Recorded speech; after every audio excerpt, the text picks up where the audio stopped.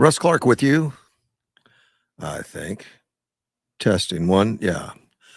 I'm here, Mortgage One Studio. It's Monday morning. It's 30th. Yeah, it's getting the month's about over. Phone lines open. And it is my cell phone, 928-941-0304. And let me just verify that's on. I was all ready early this morning. I just didn't tie everything together. I didn't turn on my computer. Took me a second. I'm gonna start off with the No Kings protest. I didn't read a lot about it. I saw some, and I saw a lot of people, I guess, on the left, congratulating themselves that it was the best ever, including in Yuma. I didn't get out and see it. If you did, give me a call. 4th Avenue and 16th Street, and one of the reports I read said hundreds. It's hard to tell from pictures. They just get really close, so it looks like a big crowd. It was near Sprouts and Mesa del Sol. Not Mesa, just Del Sol Markets. I'm sorry. This nationwide in fact, yeah, nationwide. It was apparently other countries saying no kings, and that's anti-Trump, by the way, because we have no kings. So congratulations, your achievements.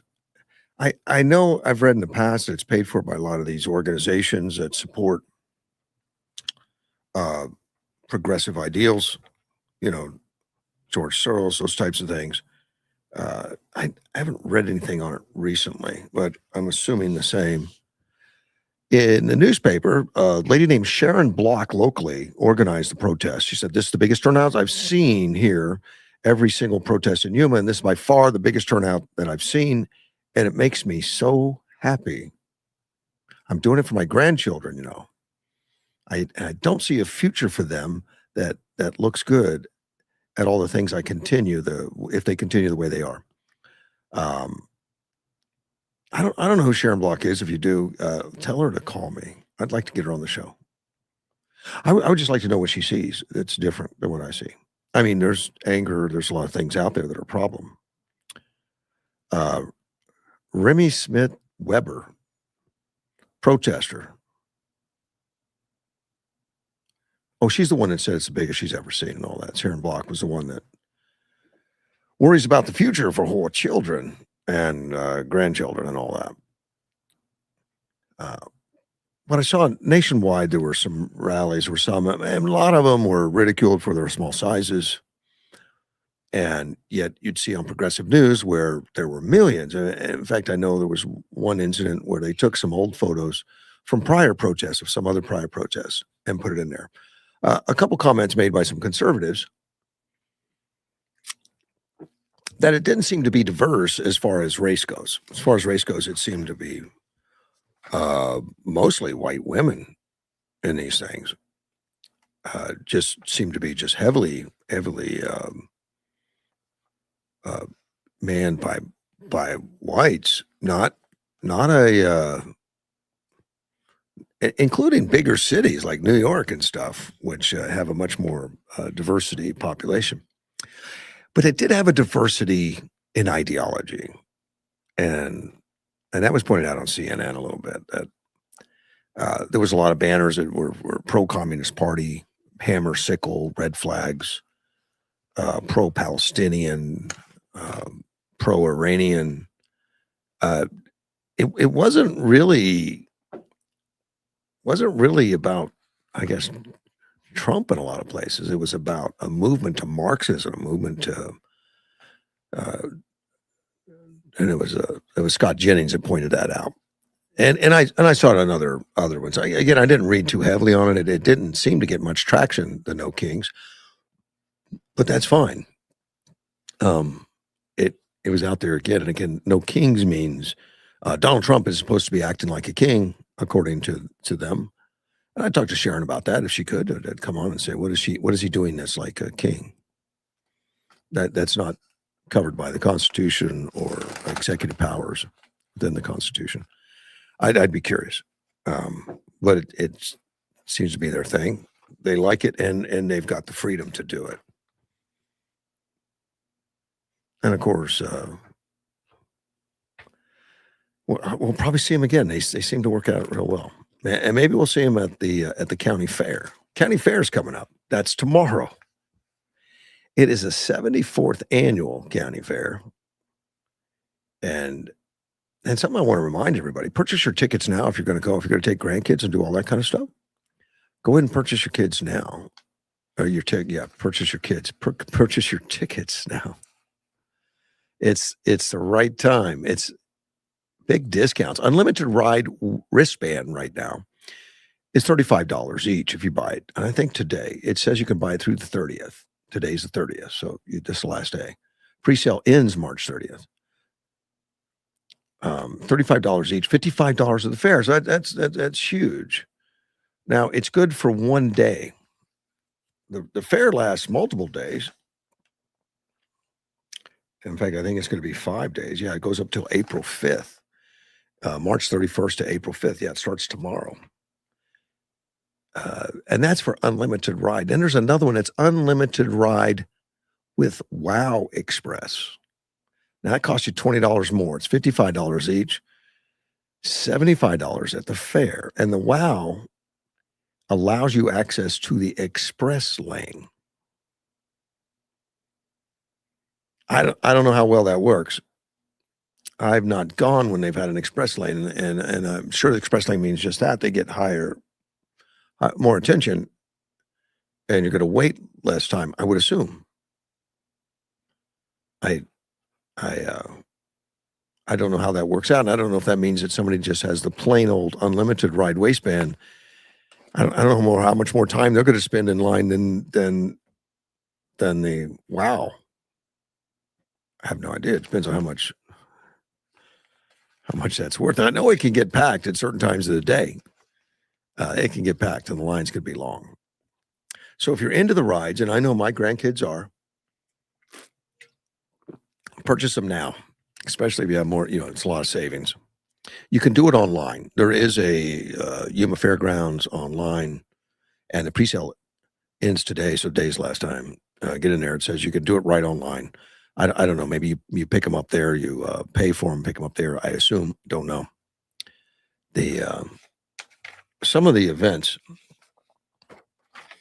I tell you some of it. Now I'll be going, and of course, Helen's family's very heavy into the 4-H, FFA, and all that. The livestock shows, and it's going to happen every day starting at 8:00 in the morning. They get going early. The gates for the fair, now they open at different times. On Tuesday, the gates are open 3:00 until closing. That's all it says, until closing.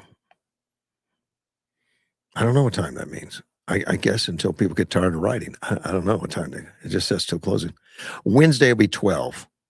And on Wednesday is the Demolition Derby, which a big deal.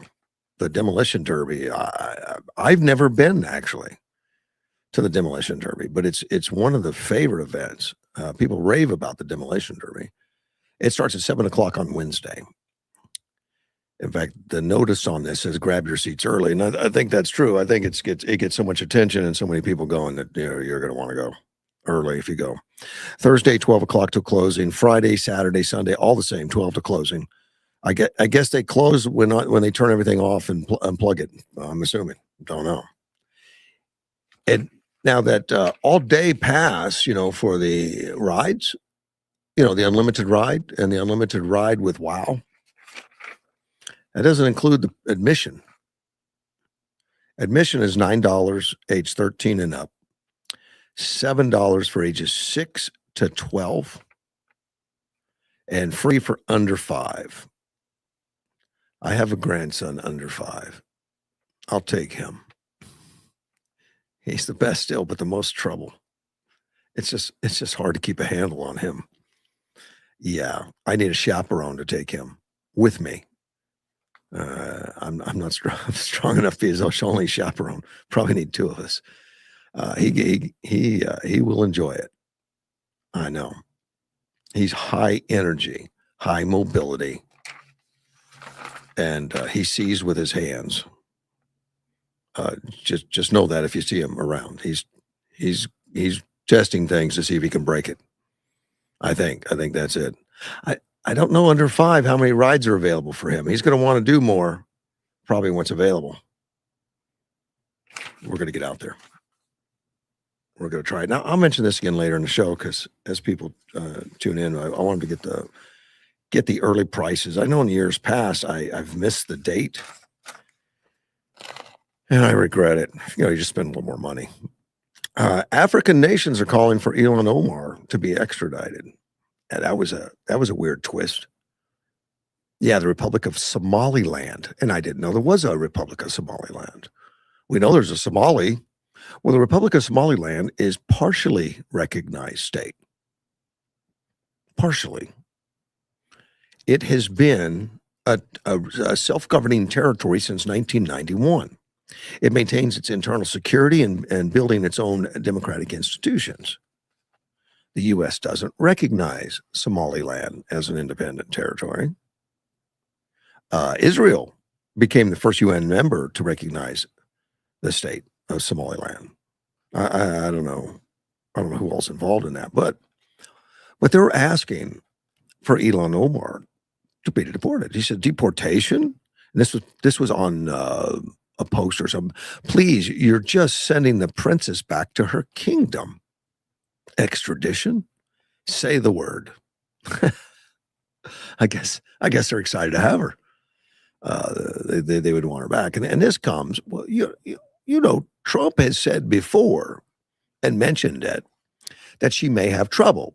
He didn't say she was going to be deported or anything, but he said that he thinks she lied on her application to be a United States citizen. And once you're a United States citizen, you're a United States citizen for life. You're a citizen, with the exception if you lied to become a citizen.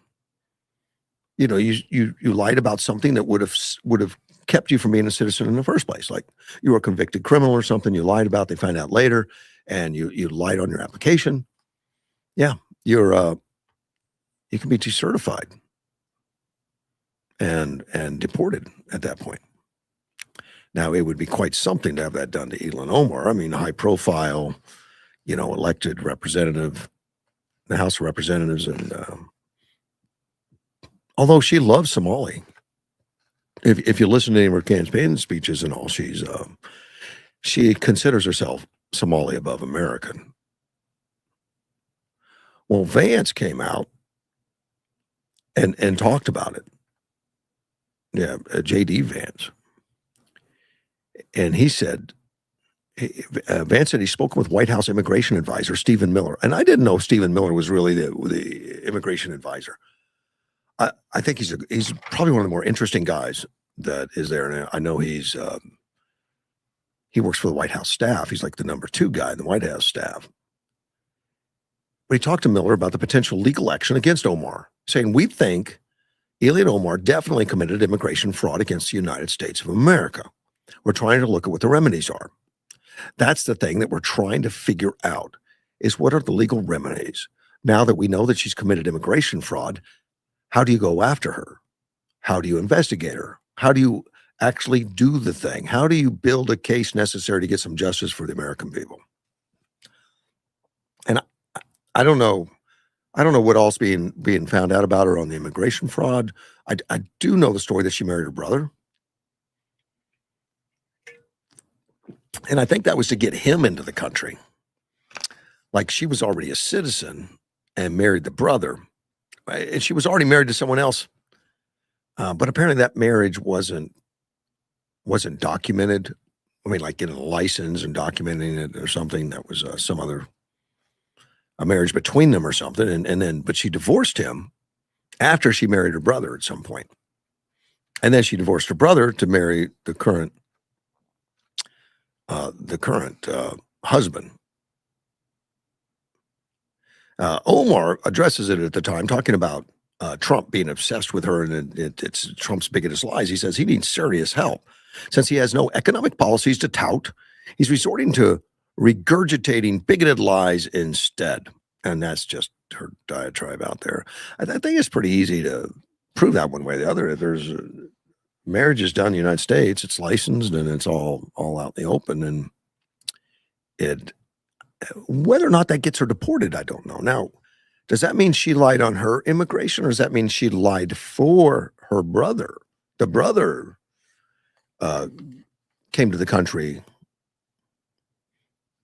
supposedly marrying the sister, which, if they can prove that that was illegitimate, not a real marriage and all that, possibly they could deport him, take away his citizenship.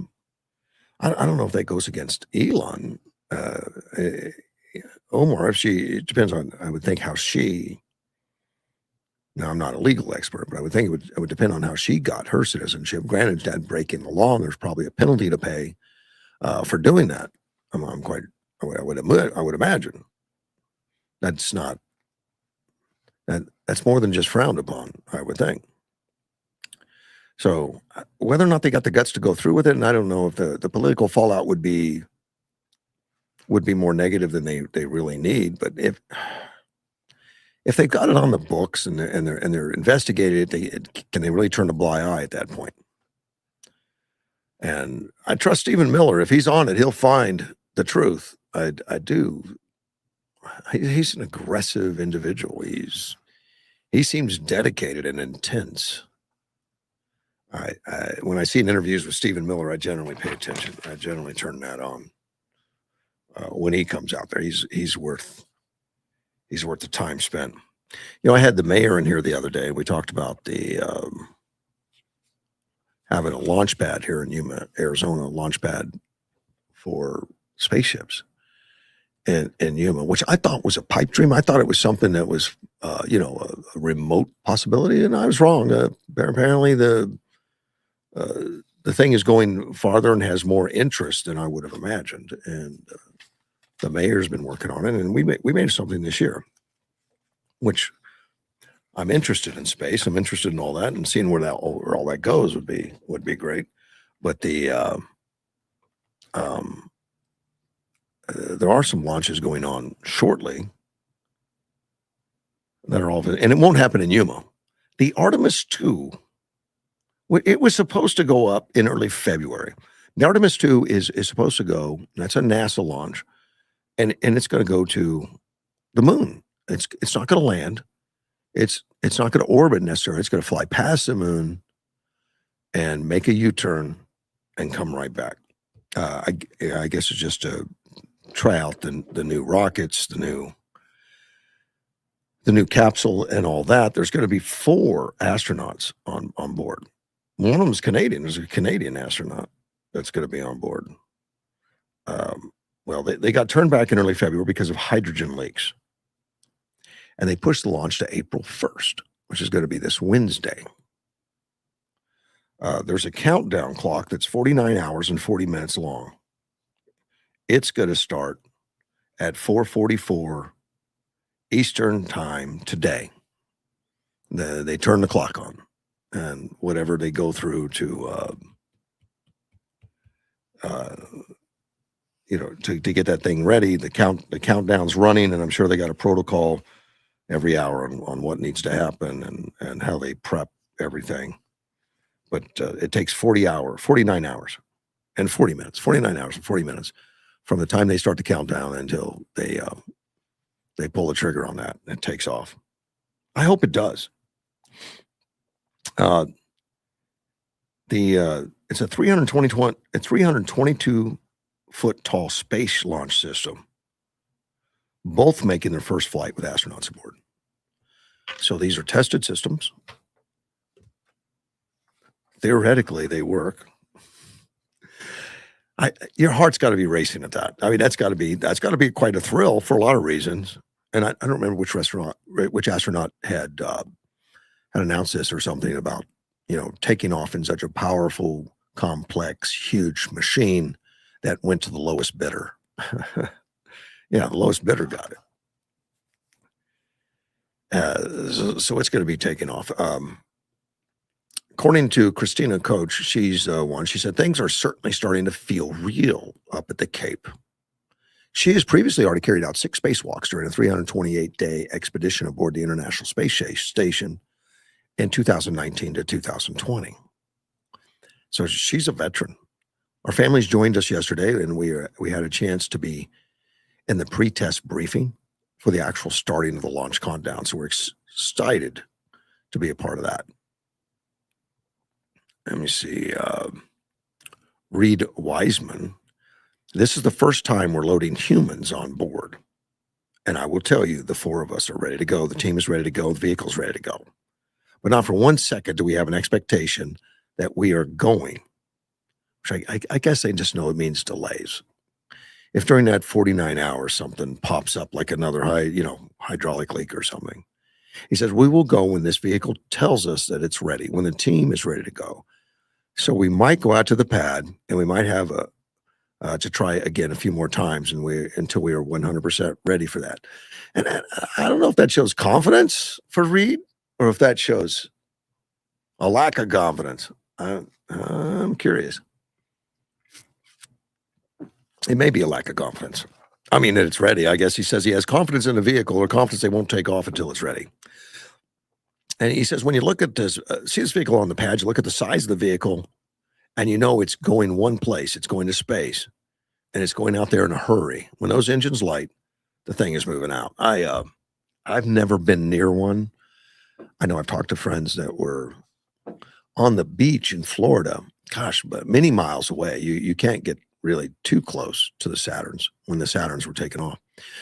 But they tell me that they're so powerful, even though they're miles away, the sand is bouncing on the beach. It's causing that kind of power. He said, so it's surreal. I almost want to say, though, I just feel relaxed. It's good to be here. We've trained for this and we're ready to go.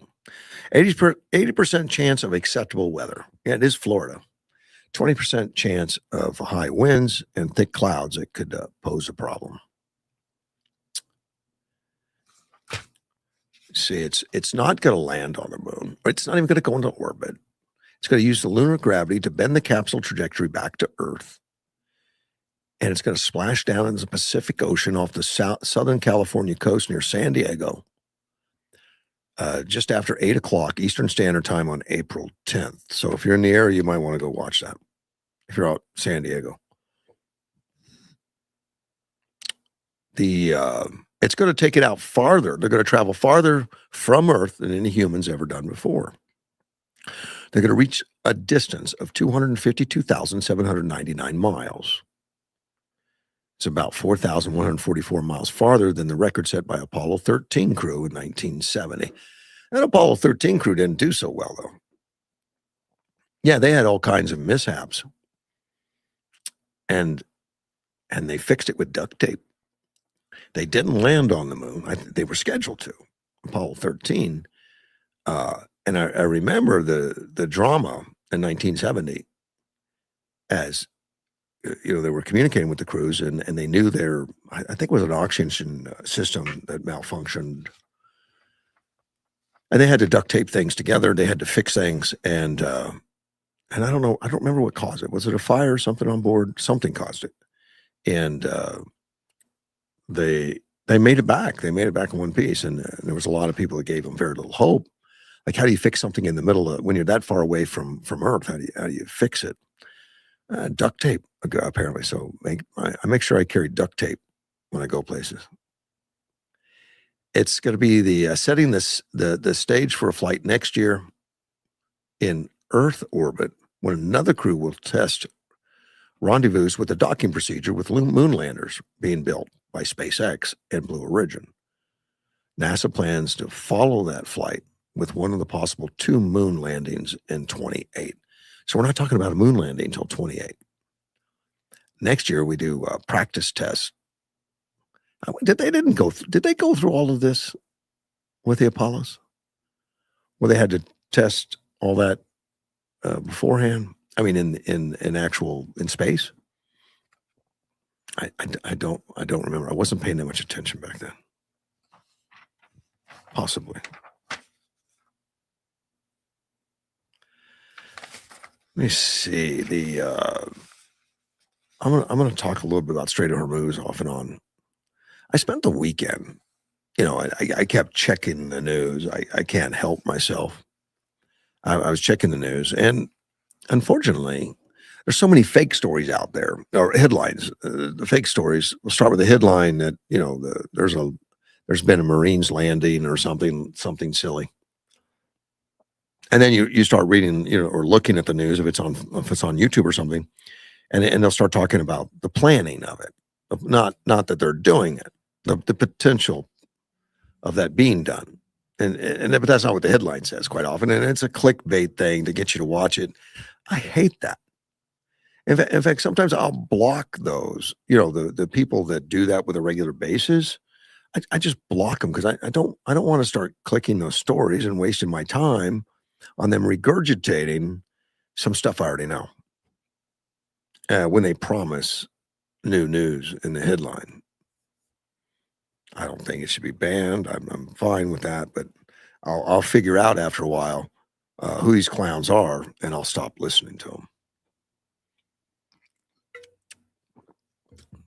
So nothing has happened yet. My understanding is the Marine ship that they were waiting for, the Tripoli, is in the area now, and I think the Boxer might be also. The Boxer maybe not. I'd have to double check, but they're both Marine vehicles, and they're considered, Marine landing vehicles, those kind of things. But one of them is really not. One of them strictly aircraft. The Tripoli has 25 F-35s and some helicopters, stuff like that. The other one, the Boxer, is the same size ship, but it has an open hull that allows to carry other ships, landing ships, those hovercrafts. And it's got three of those big hovercrafts. Those hovercrafts can take tanks and other bigger vehicles, artillery, and things to shore. And they don't actually touch the water. They actually literally hover, and they can hover right up onto the beach and then unload the vehicles. And they carried another 5 or 6 F-35s with them. So it's quite a force. It's like it's two smaller aircraft carriers with the hovercrafts. Now, that area in the Strait of Hormuz, a lot of it is supposed to be mined, in case somebody comes in. Obviously, they don't mine the center, where the tankers transit. But as you approach some of the islands, if you approach them from other than their routes, I guess there's trouble to be had. There's some very dangerous mines, and they make them different now. You see the ones in World War II that look like that, like spikes. You got to bump into them or something and hit those spikes, and they're chained to the ground, down to the sand or something. They float at a certain length, and the tanks they hit the spikes. That's not the kind of mines they've got. They've got these mines that lay on the bottom. They're embedded into the sand or into the bottom, and they're listening devices. They're listening for the harmonics of a certain boat, the harmonics of propellers or something. And they're inactive until then. They're not sending out signals. There's no way to detect them easily. I mean, we've got mine detection stuff that apparently can do it. But when they detect a large vehicle in that area that's not supposed to be there, they send the mine up, and it explodes at the ship and can break the back of the ship in half or something. Apparently, it's something made by China that Iran has. It's a Chinese type dive, and very dangerous and very tough. And our minesweepers can somehow detect, pick them up, and they've got underwater drones that'll go down and detect them, and pick them out, and actually self-detonate to explode them. Explode them at that point. The hovercrafts never really touch the water. I mean, there's just forced air on the water, so they're not going, theoretically, not going to make the mines active. They're not going to have a propeller or a big draft type ship that's gonna activate these mines. Again, I don't want to be the test run on that, but that was the things I've read, was that the hovercraft can fly right over them, but they're still touching the water. The rubber that comes out that is forced air. I mean, the hull's not down in the water, but they're disrupting the water. I'm sure if you're down on the bottom, you can hear it go over, but apparently it won't activate. It won't activate a mine that's looking for a ship. So apparently they feel like they can travel out there very safely to secure the islands. There's 3 islands that are before you get to the before you get to Karg Island. That is the island that Iran uses to transfer all their oil out of. That's the hub.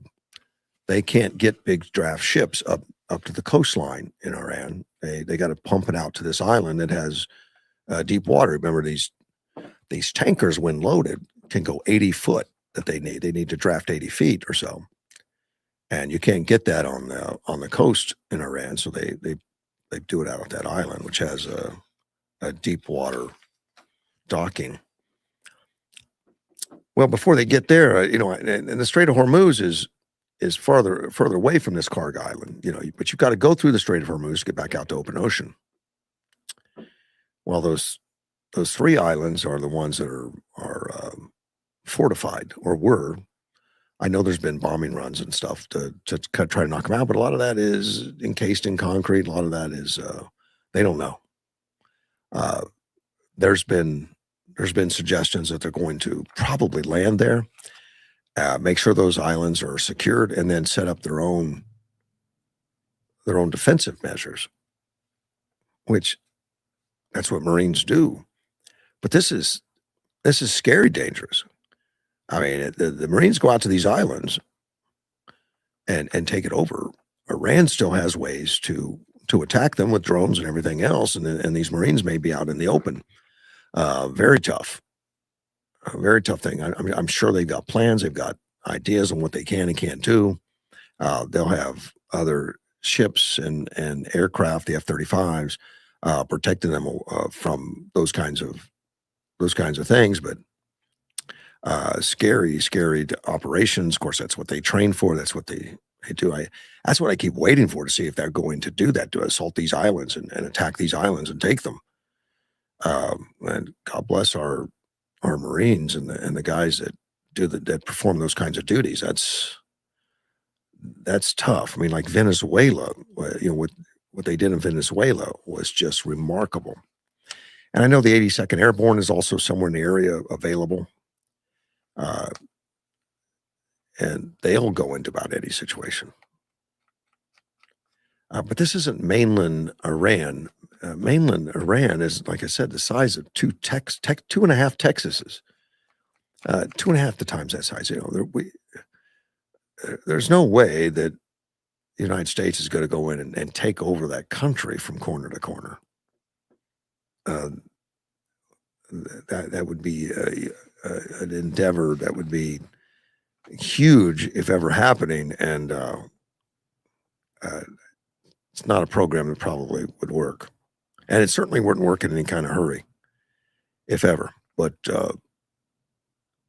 they can probably get into that corridor. But those islands are out in the middle of the water. Iran's coastline is still very close to the straits, and absolutely be problematic. But from what I understand, if they take out those islands, that gives them opportunity, because the Marines can set up shop there and help counterattack anything that comes from the mainland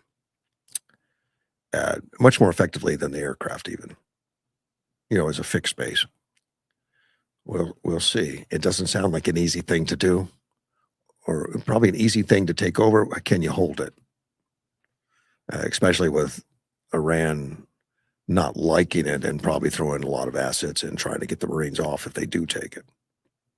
It's not going to be fun. But recently, as you know, the Strait of Hormuz has been closed with some exceptions. There's been ships that go through. In the negotiations with Trump, which they claimed didn't happen, before they said, okay, maybe it did. They've been releasing a few ships, I guess as an act of good faith or something. They released some tankers of oil, but it's been very limited. Nothing like their typical amount of traffic. And it's not that they own, it's international waters. It's considered international waters there, the straits, but Iran wants to take possession of them, as far as, possibly charging tolls for ships to go through, and say that they own them, much like the Panama Canal is owned, because it's a canal of locks and it's not open water. It's actually a man-made structure.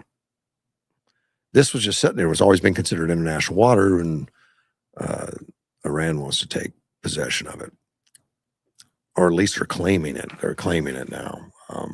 But they've been a problem for 47 years. It's not the first time that when they get mad, they just start affecting the world economy and shutting things down until you give them what they want, and they're not used to not getting what they want, I guess. But they just turned back some Chinese vehicles, and China's been having the ability to get vehicles through. They're allies with China. So there were just 2 Costco shipping vessels and a Hong Kong-owned ship that were aborted transit because the International Guard or the Iranian Guard just told them, turn around or else. So, they listened.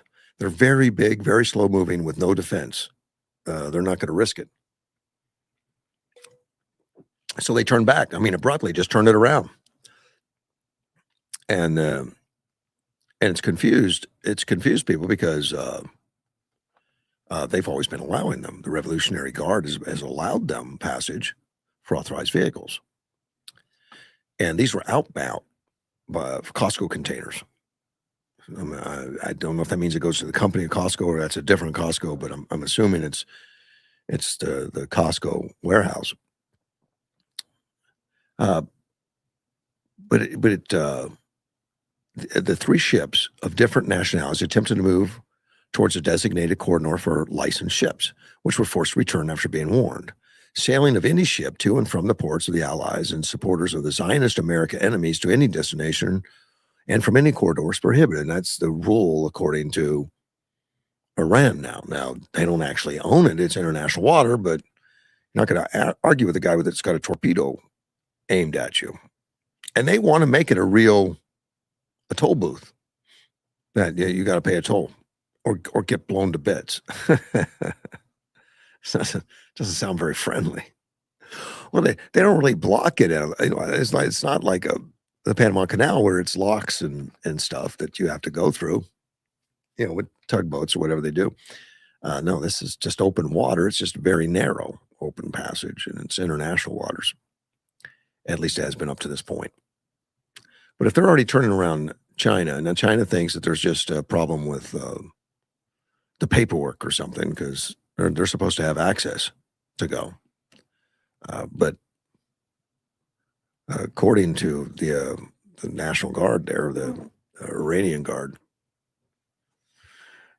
they say they're supporters of Zionist American enemies. So it's prohibited. So it sounds like they don't recognize it as international waters anymore. They're saying no transit, which I guess no one's arguing with him right this moment. But the United States is getting more allies, it looks like, at least behind the scenes. Allies from the neighboring Muslim states, neighboring Islamic states are supporting at least behind the scenes the United States in its pushback against Iran, and it's destroying some of Iran because they've been bullies to them too. They're universal bullies. For 47 years they've been bullies, and the neighboring countries don't like it. As Saudi Arabia, United Arab Emirates, Qatar, all those guys are getting hit, getting rockets sent at them, and it's disrupting their economies. My understanding is now Saudi Arabia, knowing how volatile that Iran is in the Strait of Hormuz and what they've done, they actually built a pipeline from the east side of their country all the way to the west side of the country. We're building a pipeline across the United States. It's just huge. And that way they can go into the Red Sea with the oil. They can pump it into the Red Sea. Well, it was attacked by Iranian missiles even. It's not a very good neighbor. But I don't see yet where United Arab Emirates, Saudi Arabia, or any of them are attacking Iran back. I keep thinking that the way that they're talking, that might happen at some point, but it certainly hasn't happened. That would be big news the second that happens. Front page of the paper this morning. Children's Museum continues to grow and attract visitors. I don't know if you knew there was a children's museum downtown, but there is. And I think it's a great addition to Yuma. It's a great addition. It's been up here for 3 years now. There's been a temporary children's museum for many years before that. They were starting to collect things, attractions, and things to be able to put in the museum, and they would have occasional displays at the civic center or something of parts of their attractions as they were building community support and building donors and building people to help put the thing together. And that all culminated 3 years ago when they opened it up. And they say it's continuing to grow. And I know I've taken the grandkids there, but not in the last year or two. I did in the first year take a lot. But last year they had 50,000 visitors. And they say the visitors are from all over. It's not just in Yuma, but international travels and people that come through Yuma will go see the children's museum. And when we've traveled to other states and other things, we've gone to children's museums in Boston and other places. Well, it's it's located downtown. Sabra Lemon, executive director. I don't know her. I put her in my list of someone to give a call. Uh, she's the one that talked about it, and she says children and adults often spend the entire day at the museum. Many visitors arriving in the morning, leaving for lunch, returning later in the afternoon. They can stay all day. Apparently, you can come and go with the pass. Nearby restaurants, movies. So go out, have a movie, restaurant, go back to the museum. I know anytime I've taken the children there, it's all hands on. The exhibits are tactile. Well, they like that. They focus on creating exhibits and programs that emphasize hands on engagement and learning through play. We believe every child in Yuma deserves to play, explore, and imagine. That's according to Sabra, and that's in the paper. The actual number of visitors was 50,176. San Diego and Phoenix, even people have stopped by. They're just now starting to track the numbers, see people from all over the world. The admission to the museum is $8. Discount rate $7 for first responders and $4 for those at EBT cards. Guest fees only make up 40% of the operating costs, so they're not living on admission costs. And it's not the city. The city doesn't pay for it.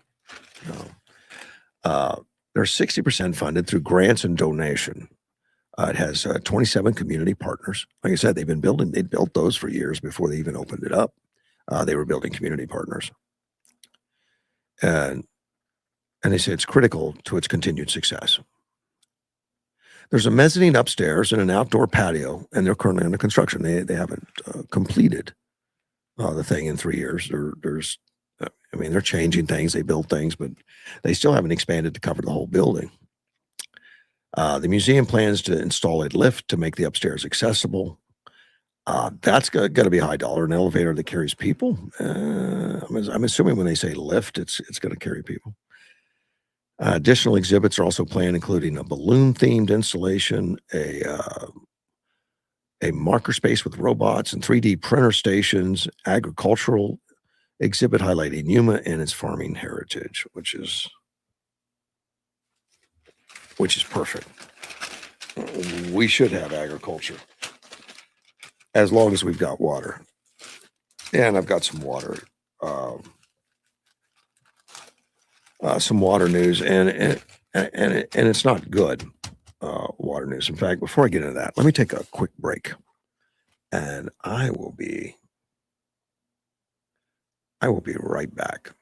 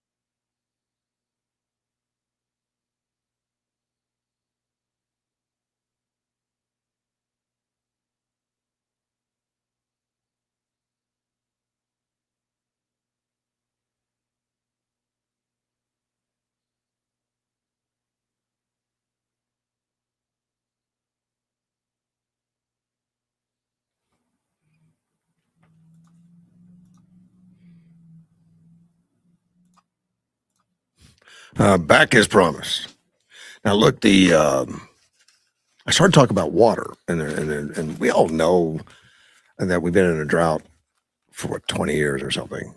And then we've had some good years in that drought, or it kind of looks like, okay, maybe it's going to come back, and then the next year is another bad year or whatever. Well, we just had a bad year. I think Lake Powell was down 30 feet or something this last year. We just didn't have a good winter. The winter was warm, very comfortable, very nice, but we didn't get a lot of moisture up in the mountains in Colorado, which is what really counts. And we didn't get, the colder weather to create a big, huge snowpack that melted. And that's what we live on. We live on that water that comes down, and we just didn't see it this last year, which is an add addition to all the injuries we've received in the last 20 years. Well, there's a pact between many states. It's Arizona and 6 other states that rely on that river, and there's been agreements over the years. It started, many years ago, and I think it was in the 1920s. And we have a strong claim to the river because we were one of the first. In fact, even before we were state, we had claims to that river.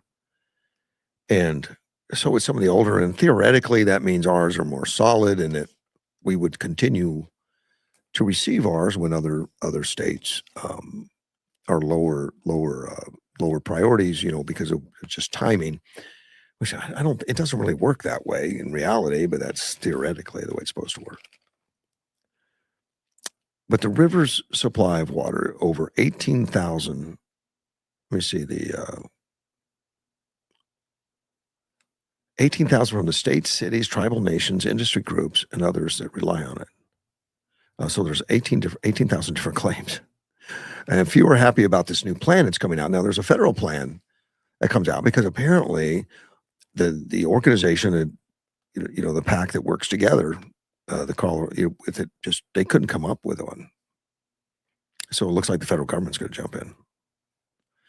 Under the draft environmental impact statement issued in January, the federal government will impose sharp cuts to many users if the states fail to reach a deal by October, divvying up the river. Mandatory cuts would fall most heavily on Arizona under each of 5 options in the plan, with cuts ranging from as high as 58% for Arizona and 46% for Nevada. Upper basin states like Colorado and stuff largely avoid mandatory cuts in their share of the river water because, unlike downstream states, they don't rely on releases from reservoirs. Lower basin, like Arizona, have argued with the federal plan that to take into account previous voluntary cuts, and that's what they've been doing, because there've been cuts to the river already. As we've been in a drought, it reaches a certain level, and they start making cuts. Now, some of the states like Arizona didn't have to take the cuts at that point, but they did anyway, and just show good faith and all that. So now that there's going to be some mandatory cuts, maybe imposed by the federal government, Arizona saying, "Well, like we've already given up a lot of water. Take that into account." And the feds are saying, "Nope, you already gave that up. We're starting from where we are right now." So there's a lesson to be had there somewhere, folks. Somewhere there's a lesson to be had about, they didn't follow the rules, and now the government's not going to follow them either. The draft, if it fails to contemplate any water use reduction in the upper basin, and the facts assumes that the upper basin water uses will increase. And that's the director of the Arizona Department of Natural Resources. As a result, the effect of the proposed alternatives fall, and I got to turn the page, but it's going to be falling on us, obviously.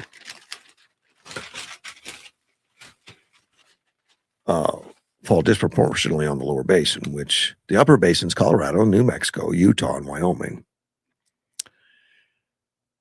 Well, the Jeffrey Woodruff, he's the chair of the Pitkin County Board of Commissioners in Aspen, Colorado, urged the Basin Reclamation to revise its draft to reflect the growing disparities between supply and demand on the river water. And obviously, he has a different viewpoint being from Colorado.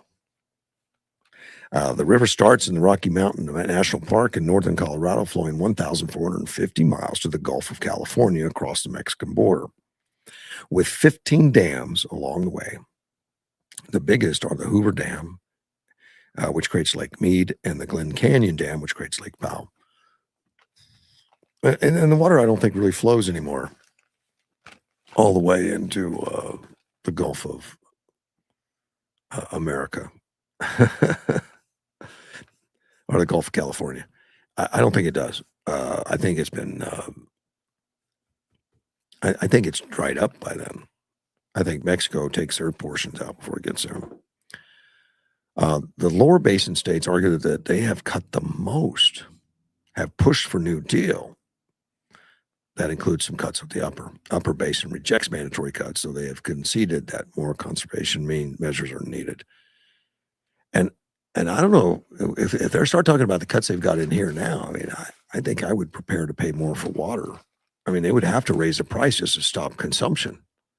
So it's time to make that grass into a desert landscaping maybe at some point. They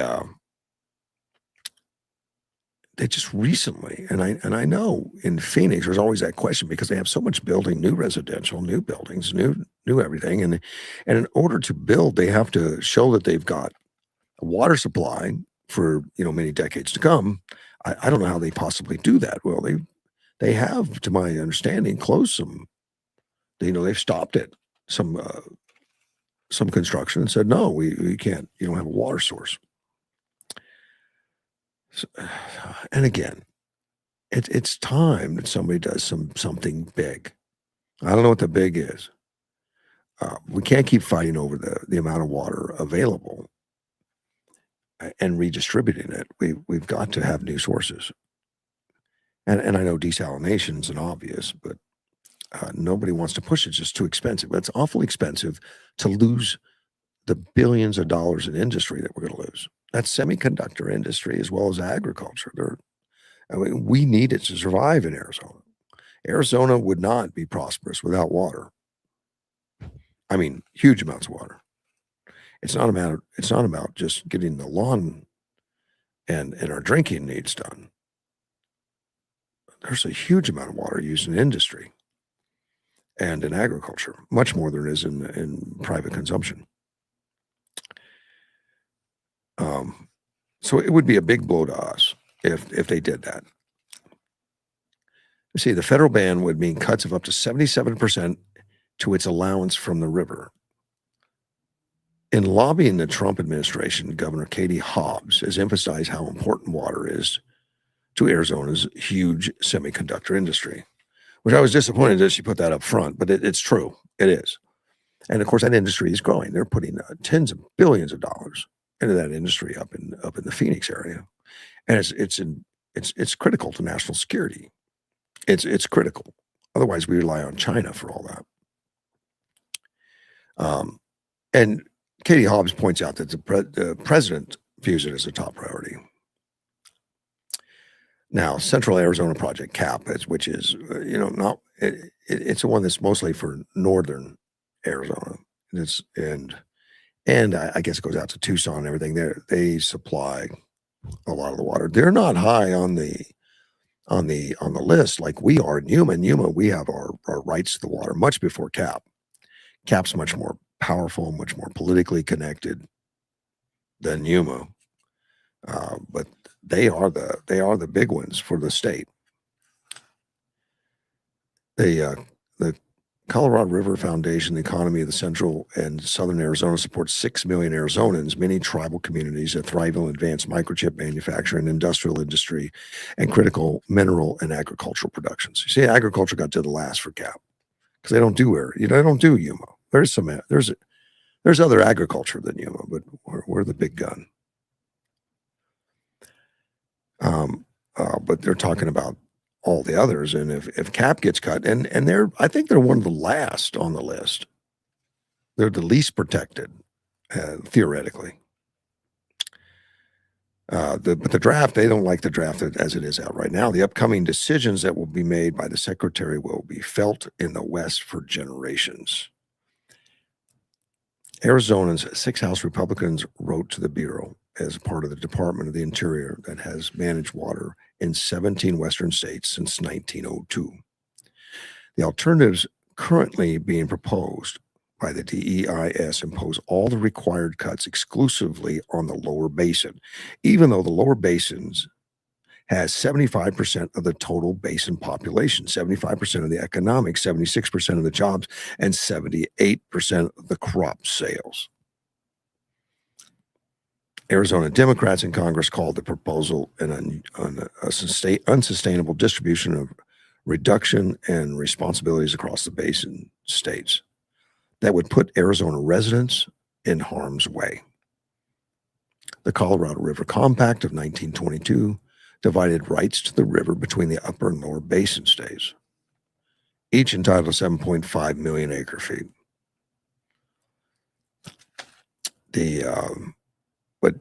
But decades of drought and warmer temperatures have caused the supply to shrink. In 2025, the flow was down to roughly 8.5 million acre feet.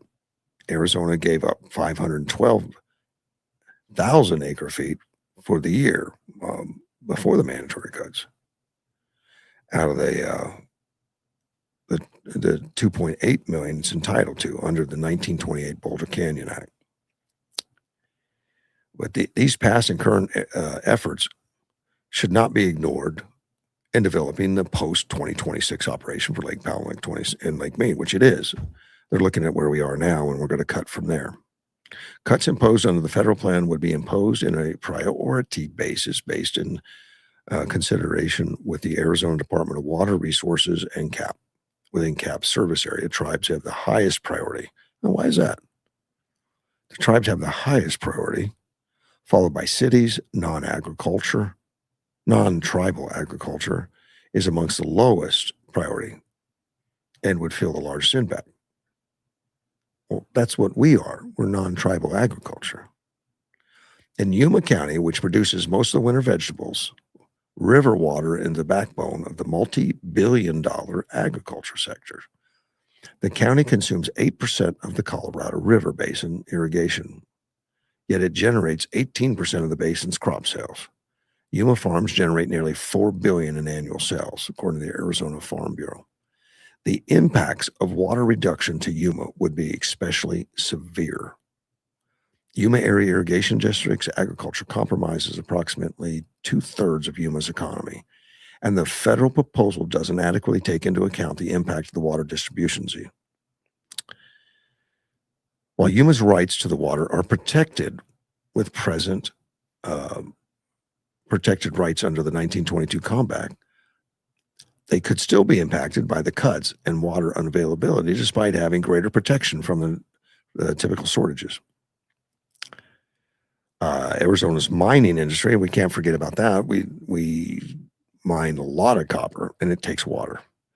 They also push back, arguing it threatens high-tech manufacturing, and reminding the Bureau that roughly 70% of copper produced domestically comes from the copper state. Copper is used for electricity generation, transmission, defense systems, and advanced manufacturing. Don't know where it's going, but it all sounds ominous, not good. It could put us in. It could definitely put us in a bad way. But they've got to do something soon. The water has dropped quite a bit even this year. It continues to drop.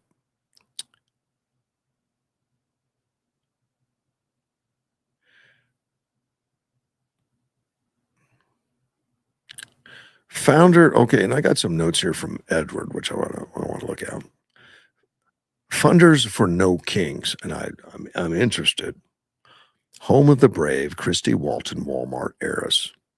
George Soros, an Open Society Foundation, and American tech billionaire Neville Roy Singham now lives in Shanghai and supports the American Chinese Communist Friendship League. And I knew there was a lot of communist support of that.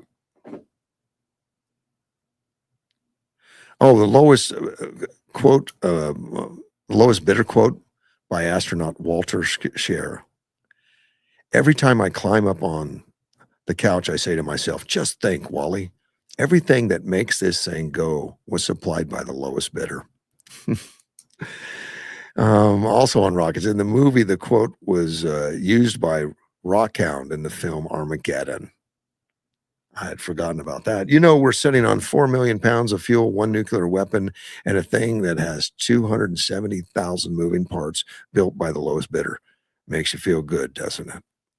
Apollo 13, I'd mentioned Apollo 13, that they went around the moon. I mean, prior to this launch that's going to be going on, Apollo 13 holds a record for it taking humans the furthest distance from Earth. During the Apollo 13 mission, an oxygen tank exploded, which caused a loss of electrical power in life support systems, leading to a critical situation for the crew. The mission was ultimately redefined from a lunar landing to a rescue operation, and the astronauts successfully returned to Earth, which I remember it well. I mean, we tracked it. It was tracked for days before it got back to the United States, and the whole nation was watching that one. Probably the whole world was watching that one, as these astronauts struggled to fix things enough to stay alive long enough to get down to Earth's orbit. Apollo 10 went into lunar orbit but did not land. Apollo 7 through 9 tested the equipment in low Earth orbit. My question was, because I see how much they're doing with the Artemis, you know, even testing the lander. It looks like they're going to test the lander in Earth orbit. Wondering if they did that in Apollo series. Well, Apollo 7 to 9 tested the equipment in low Earth orbit. He writes that since 1998, the Colorado River, according to the EPA, rarely reaches the sea and often ends in a salt flat instead due to overuse and damming, as 52% of it is used for agriculture. Yeah. And that, yeah, I think, I don't remember when it was, it reached the sea. I think that was one of those releases of water we did in the late 1990s, early 2000s or something, where they had this big plan to release tonnage of water. It caused a little damage because the river rose enough that it caused some damage, I know, in Martinez Lake and stuff, which they said it wouldn't. I remember they promised that it wouldn't, and it did. It raised higher than they thought it would. I know we made a lot of insurance claims to them. I don't know if the Bureau of Land Management ever paid them. The Colorado River rarely reaches the sea. We send, according to treaty, a certain amount of water every day down into Mexico. I mean, we don't take all the water out of the river. We have to let a certain amount go in, whatever that is, and it's measured daily and it's checked daily, you know, for how much is going down the river into Mexico. But Mexico, heavy uses of water, and it doesn't reach. Now, the Selenial Canal in Yuma, and the Selenial Canal is something that the water that's pumped out of the groundwater, because sometimes the irrigation would be so much or whatever that the groundwater would build up, and it would push salt up into the fields if we let it rise. So at one time there were 90 some pumps that would pump water out to make sure that level never was reached where it would push salt up and destroy the soil. And that would go into the Selenial Canal and would go out towards the desalination plants, or it'd be dumped back into the Colorado River. Well, apparently it was too much salinity for the river, and Mexico couldn't use it. But I think it travels south now into the marshlands down into the Gulf of California. It travels down in there separately from the Colorado River, from what I understand, and it created some life to those salt flats, and that made it more marshy, and then endangered birds inhabited it. Well, once you have endangered birds inhabiting it, then it becomes something that you can't take away. You can't say, well, we're going to stop shipping that water down there now. Well, Apparently they do. They still do. Ship the water, uh, from the Selenium Canal down. Now, it's salty, you can't drink it, but it would be very easily desalinated. It doesn't have a lot of salt in it compared to, seawater or the oceans or whatever. It would be easier to desalinate that, and our desalination plant is sitting there idle. Uh, but nobody wants to pay the millions of dollars it takes to fire that thing up and get it in operation. I don't know how thirsty we have to be to make that happen. Hasn't happened yet. Nobody's come up with the dollars to do that. Nobody wants to pay for it. So it sits there. BLM, I guess, has offices in there, and they'll give you a tour. I've had tours of it many times. Many times I've gone in it and toured it, but it's an old system, and it was designed strictly, I think, for the lower saline that's in Yuma. But at some point, we're going to have to find new water sources, and maybe this is the point. Maybe this drought that we're in right now, and the cuts that they're going to make, we need to fire that up just for Yuma, not to throw into the river, but for Yuma. It looks like they found some cocaine and fentanyl hidden inside Barbie dolls or Barbie doll packaging, and of course they were sold to customers.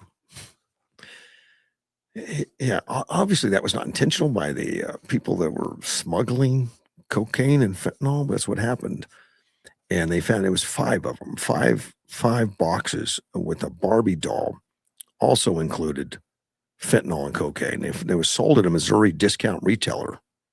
Name of it's Cargo Largo. Retailer Cargo Largo. Investigators reportedly found cocaine fentanyl. At first, they thought it was just fentanyl. Then they found out it was cocaine laced with fentanyl. I don't know if that makes it worse. I don't know. It been sold to multiple unsuspecting customers in the Missouri last weekend. It happened on March 21st, just recently. The discount retailer reported the finding of suspicious powder substance in the packaging of the dolls. Thank goodness whoever bought it back, I would assume.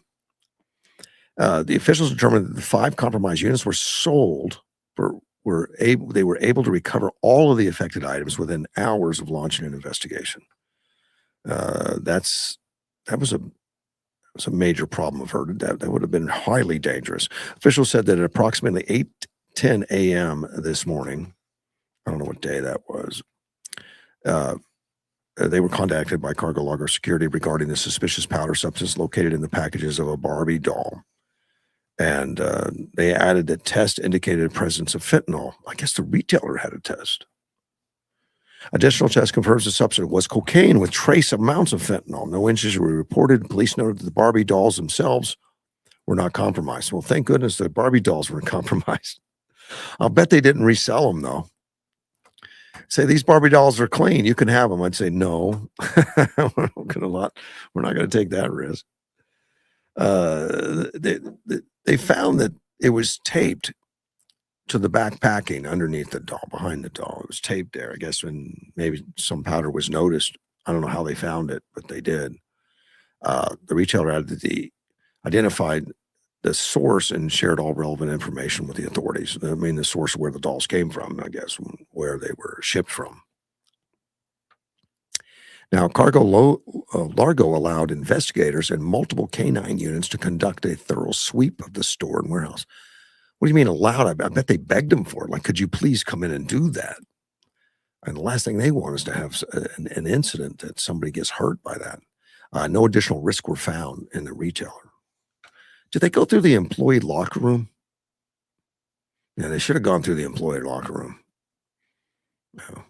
Make sure you find it all.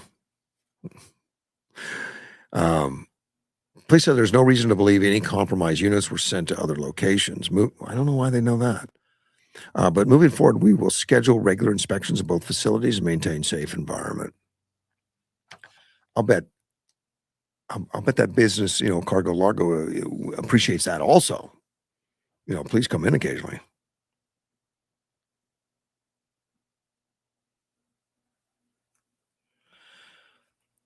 Oh, okay.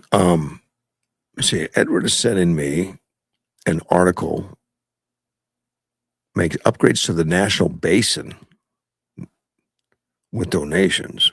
This is in water levels have been restored and the break walls repaired for the 250 U.S. birthday. Trump found donors to put up funds after Congress failed to supply funding. Had the repairs not been made, a majority of the cherry trees and several memorials would have slid into the water. Edward tells me that he and the kids walked the Cherry Blossom Festival yesterday.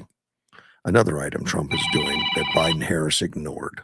Let's take a phone call. You're on the air. Good morning, Russ. How are we doing? Doing really well, sir. How are you? Good. I think we took all this fantastic Monday.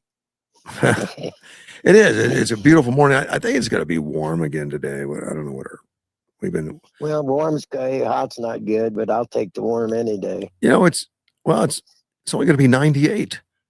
That's like a vacation. It's a vacation. Yeah, a vacation in paradise. Yeah, nothing wrong with that. Which means we're going to have some good weather for the fair then, aren't we? I hope so. Quite often on opening day, it's always windy, isn't it? Well, one of the days it'll be nice and windy and you got to hold everything down, but the rest of the time seems pretty nice. I'm not showing any high winds at all. I'm not showing any rain. And I'm showing highs in today is going to be hotter than tomorrow. Tomorrow's going to be 93 as a high. Then it goes down into 80s. This may be a record for perfect weather for the fair. Okay, can I blame that on President Trump? Yeah, go ahead. Okay. Yeah. But we're going to have the trolley out there at the 32nd Street gate, so stop by. And I think Paul Gosar is going to be our guest tomorrow there at the trolley. I talked to him, and they're going to be in there in the fair after 3 o'clock when it opens up. So when do you take that? When do you take that trolley out there? Are you taking it out today or tomorrow? Oh heck no! We took it out. I took it out Wednesday. Oh, it's already there. It's been there. Okay. Oh yeah. It's not a piece of equipment that you can move around very easily. Yeah. No. But no, it's a trailer, but it's not easy to pull that thing around. That's got 4 wheels on it and everything. Yeah, and the front wheels turn. That's right. So, but I seen Billy Britton. He backed it pretty good. I was really amazed that young man. He could back that trailer because when the front wheels on a 4-wheel trailer pivot, man, it takes some talent to do it. And you understand that because you park trailers a lot. Yeah. When you was a young man. But I never did one with 4 wheels like that. I mean, mine were tractor trailers. So they were meant to back up. Yeah. And the longer they are, the easier they are to back, aren't they? They really are. I mean, the hardest thing is when you get like a pickup truck with a ball on it and some long boat on it. That's more difficult than a tractor trailer by far. A jet ski is even worse. Yeah, it can be. You got to go slow and easy, man. Yeah. You were talking about our fabulous Colorado River. Yeah. When I moved to Yuma, they were running boats in on it was on Gila Street, Davison Motors. You could run your boat in and out of downtown Yuma on Gila Street. Really? Oh yeah, and then all that behind the prison. If you look back there, it was a beautiful lake, and you could water ski in it and all kinds of stuff. I mean, there was a lot of water coming down, and below Morales Dam. Yeah. The water stops at Morales Dam now. Mostly, all of that water goes into Mexico, and below that, when we were young, that was one of the most favorite fishing places. Fisher's Hole. Beautiful fishing below Morales Dam. There's not enough water down there now at times to have fish. Well, there isn't any water. Yeah. Well, they still send water down there. Okay. Oh well, maybe they divert it. I don't know. It's diverted in that Salinity Canal, but the Colorado River is dry after Morales Dam. Except it is, some of the seepage off of that goes through. When the people were breaking into our country, some of them was wading through all that water, and they got a little wet. But yeah. Well, they would turn it off for them to cross. Yeah. Somebody then hand them a check when they got here. Yeah. It's kind of nice. And I don't, are these people, are they're approach, are they saying President Trump is a king? Is that what they're trying to tell me? Yes, they're saying he acts like a king because he does executive orders like other presidents, which doesn't Well, make sense, right? no, well, it doesn't to me, because he's doing what we the people want him to do. Of course. You know, who was being a king, and Biden was being a king because he was telling the people living in the United States, I don't care what you think, I'm going to flood the country with illegal aliens, and I'm going to take your money, and I'm going to give them a check when they get here. Right. So and I can't. Another one I can't understand is they're calling him a king because he went to the guys that want to give us a nuclear weapon, and so you're not going to let you do it. I'm going to stop you from doing it, and he did so far. Yeah. And they're mad at him for doing that. Well, it's the image they're trying to portray. They seem to be successful with their base. I think other people are just not paying attention. I don't think they're getting a lot, but there's a lot of money going into it. There's a lot of donors that pay into that No Kings movement. They think it works well. I think congratulations, you did it. All the kings are gone. Yeah, I don't really look at President Trump as a king. I think I look at him as a person, and what is good for the United States. And he told us it's American first. And so that's in my eyes what President Trump is saying. He says, okay, guys, it's America first. And that's what he's doing. So yeah. And he's using that playbook. It's called Art of the Deal. He's showing exactly how the book is played out. So yeah, I guess that would be my 2 cents for today, Russ. Yeah, but they get paid for it. I mean, I think you kind of do your stuff as volunteer. Well, but I got paid one time for doing it through a Turning Point. Oh, okay. Yeah. So I don't say that. I thought it was kind of great that people would come and say, "Hey, okay, people in Yuma, I want you to help us, and this is what we're going to do." Right. So hell, they paid us to go out and do it, and what we were paid to do is make sure we got President Trump elected. That's what they were all about. That was the goal of the whole thing. Yeah. So money flows on both sides of the Democrats and the Republicans. Oh, I don't think we're as good at it. I think recently, because of Charlie Kirk and President Trump, Elon Musk was kind of a new thing for the Republicans to have that kind of donors and that kind of energy created in the donors, which the left has been enjoying that from George Soros for decades. He's been feeding them a lot of money. Yeah, they have. They've been doing that, but there's communist Marxist stuff that's coming in. That's the one. The Republicans want to stay using the Constitution, and the Democrats are running off Stalinski's rules for radicals, and that turned you into communism. I think so. So anyway, Russ, you have a very good day, and I'll see you out at the fair. You too, buddy. Take care, man. Bye-bye. I'll let you go down and buy me you can you eat those Cameron sausage yet? Are you still a vegan?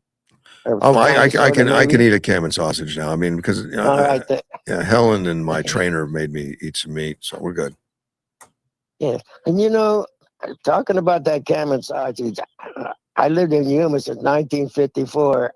And I cannot remember a time when we didn't know about Cameron sausage. Yeah.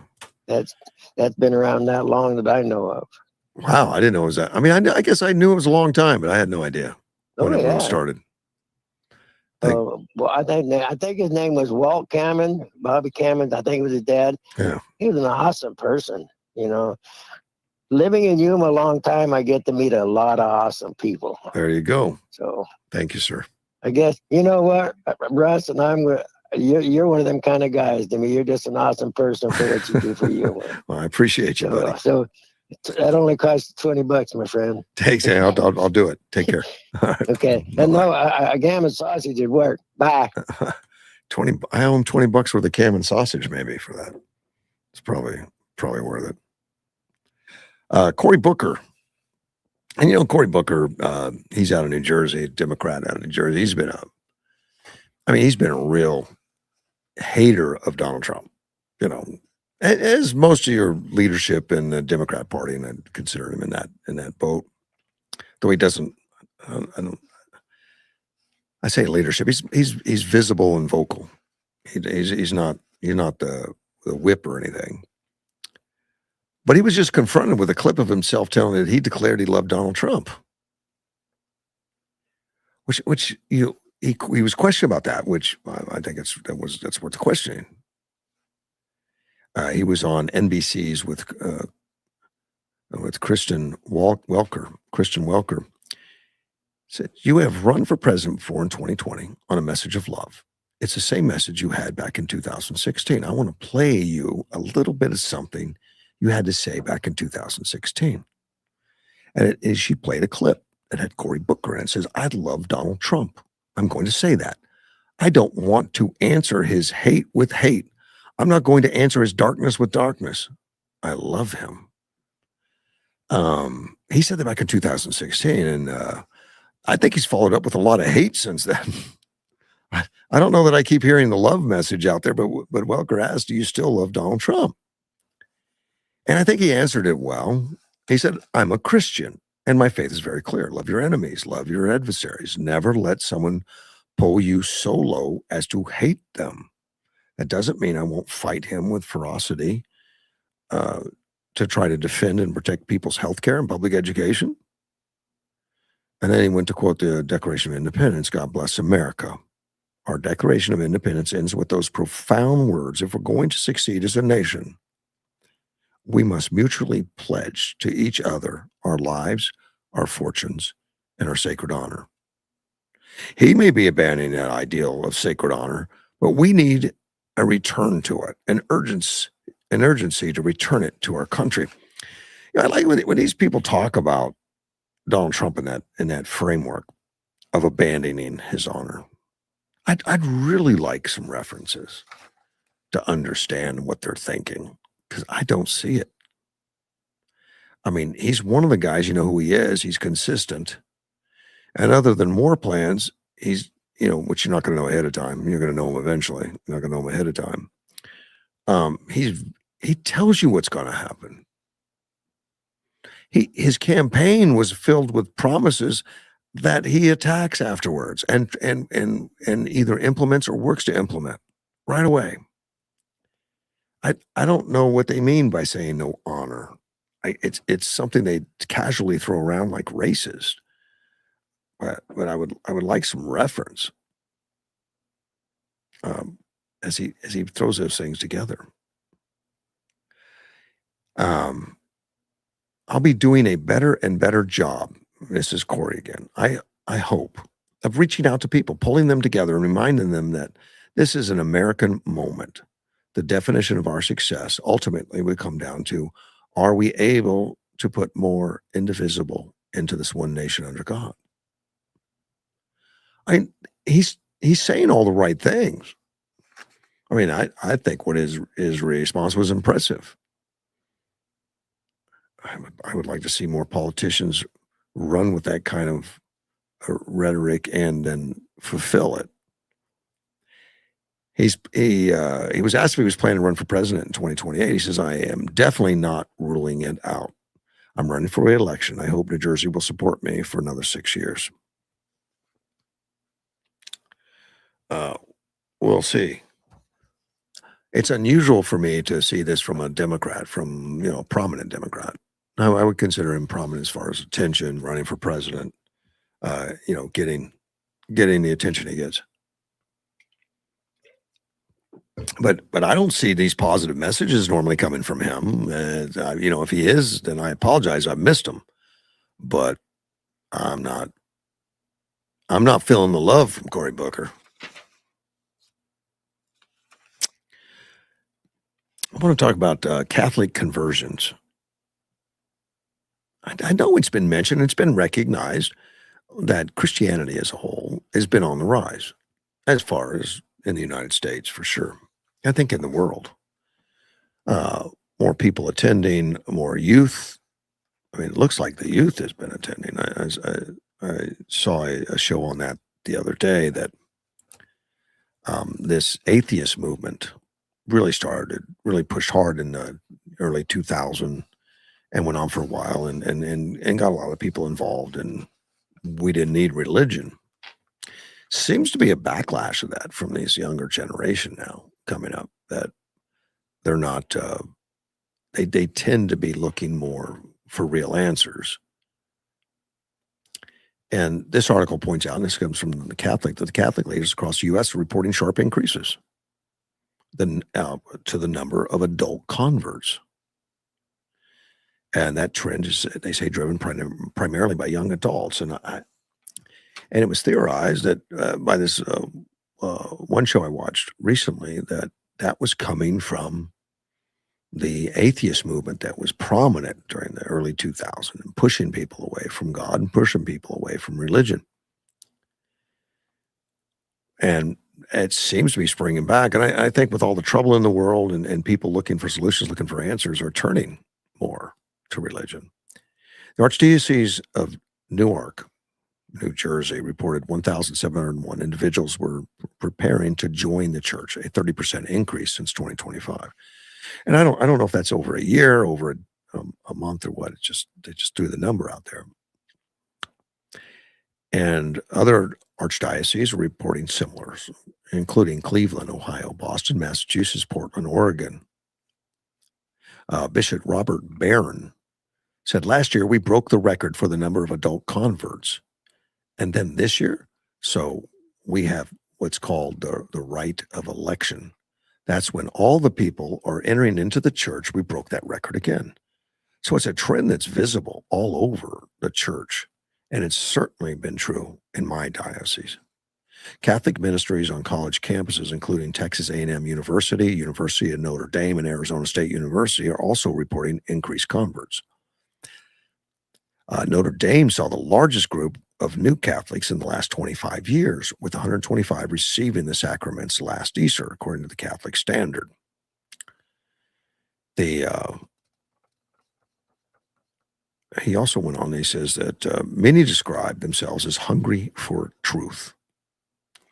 He argued the trend is in part a reaction to the rise of atheism in the early 2000s, when younger generations have inherited this bleakly secularized world and now leading the charge back to religion. The bishop pointed to St. Augustine, saying the theologian's words still ring true today. St. Augustine said, Lord, you've made us for yourself, and therefore our heart is restless until it rests in you. And that remains true.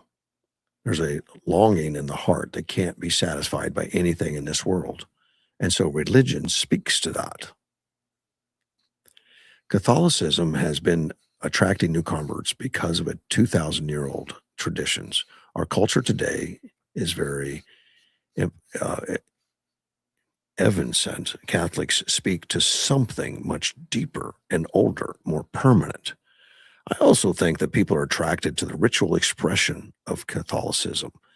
So the beauty of our liturgy, we're not just gathering in a bland room and singing pop songs. We're into this ancient, beautiful ritual involving vestments and incense and candles and ancient prayers and ancient chants. And I do not think that appeals to the people's souls, especially young people. He says, I do think that appeals to people's souls. Even as he spoke about the beauty of the church, Barron touched on this scandals of sexual abuse that came to light, especially in the early 2000s. He said the scandals were important for the church to acknowledge and deal with. But that young adult converts, they were more of a memory and less of lived immediate reality. In 2025 Pew Research Center findings of Catholic converts in the United States, 1.5% of all adults in the country fit into the category. According to Pew's 25 report, 92% of the U.S. Catholic were raised in the faith, while remaining 8% had converted. Research Center said that when asked why they converted to Catholicism, the most common response offered by converts is because of a spouse or to get married in the church. Meanwhile, others said Catholicism made sense to them or that it aligned with their values. The Bishop Robert Barron says, I think it needs to listen to them. That's something Pope Francis kept emphasizing correctly, that first you listen and find out what's attracting them. Find out maybe what kept them from away for a long time. What made a difference? The church is about the business of evangelization. That's what we are. I mean, every Catholic institute exists for the purpose of evangelization, meaning bringing people to Christ. And so the people who are coming back to the church, that makes me the happiest. That's what the Catholic Church exists for, is to invite people back. This has been going on for a while. When I recently, became a member of the Church for the City, and since that time, and I mean within the last couple of years, and since that time, I have seen nothing but huge growth in the church. I mean, to the point where it's hard to get a seat, and the church has gone to three sessions on Sunday, which has been phenomenal. But now they meet 3 times on Sunday. The pastor gives 3 services, which is just amazing. And let me see. I'm looking up here for Easter Sunday, and I know it's going to be. I'm looking at the website. I don't see it up there, but I know on Easter Sunday that's going to be at the convention center. They rent it out every year. It's got a maximum capacity. I'm taking this from memory now. It's not on the website real easy. The capacity is 1,400 people. Oh, here we go. Easter. It's going to be April 5th, 9th, and 11th at the Yuma Civic Center. 1,400 people, and the message was, if from the pastor of the Sunday, they sell out. I mean, they fill the capacity early at 9:00, particularly at 9:00. That capacity past 1,400, which is just amazing to me to get that many people out there, and they have to turn people away. And there'll be people. They said, "Look, don't leave any empty seats. Set tight, because every single seat's going to be had. Every seat's available is going to be had." And I know they have an overflow room of sorts, or it's a room in the back for children, and some parents sit back there with children and all that. So I know that 1,400 inside. There's going to be more outside within that thing. So it's easily 3,000 people if both services are sold out, and I think they will be again. They normally are. I say sold out, and they're free. They're not, you don't have to buy a ticket, but get there early if you're going to go. Church for the City, and that's going to be at the Yuma Civic Center on Sunday. Then they'll minister to 3,000 people real quick, and then some, and that'll be with people turned away. So get there early. And there'll be a Good Friday service on Friday, April 3rd at 6 p.m., of course, at the church. Oh, I think it's at the church. It might be at the Civic Center. I have to double check that. I think that's going to be at the church, and I'll verify that at some point. But a special day, and they've been doing a special thing at the Civic Center for years. But I've seen that church grow, and just in the last 2 years, it's just, if you don't get there early, you're standing. It's tougher to find a seat, and that's even with 3 services. I think the last service is the easiest one to make sure you get a seat. But other than that, the first service, 8:30, you better get there before 8:30. If the music starts and the lights are off, you're gonna have a hard time finding one. It can be done. There's assistance; they'll help you. But definitely the population is shifting back to church in the country, without a doubt. And that's happening all over, and I read many reports on that. Let me see.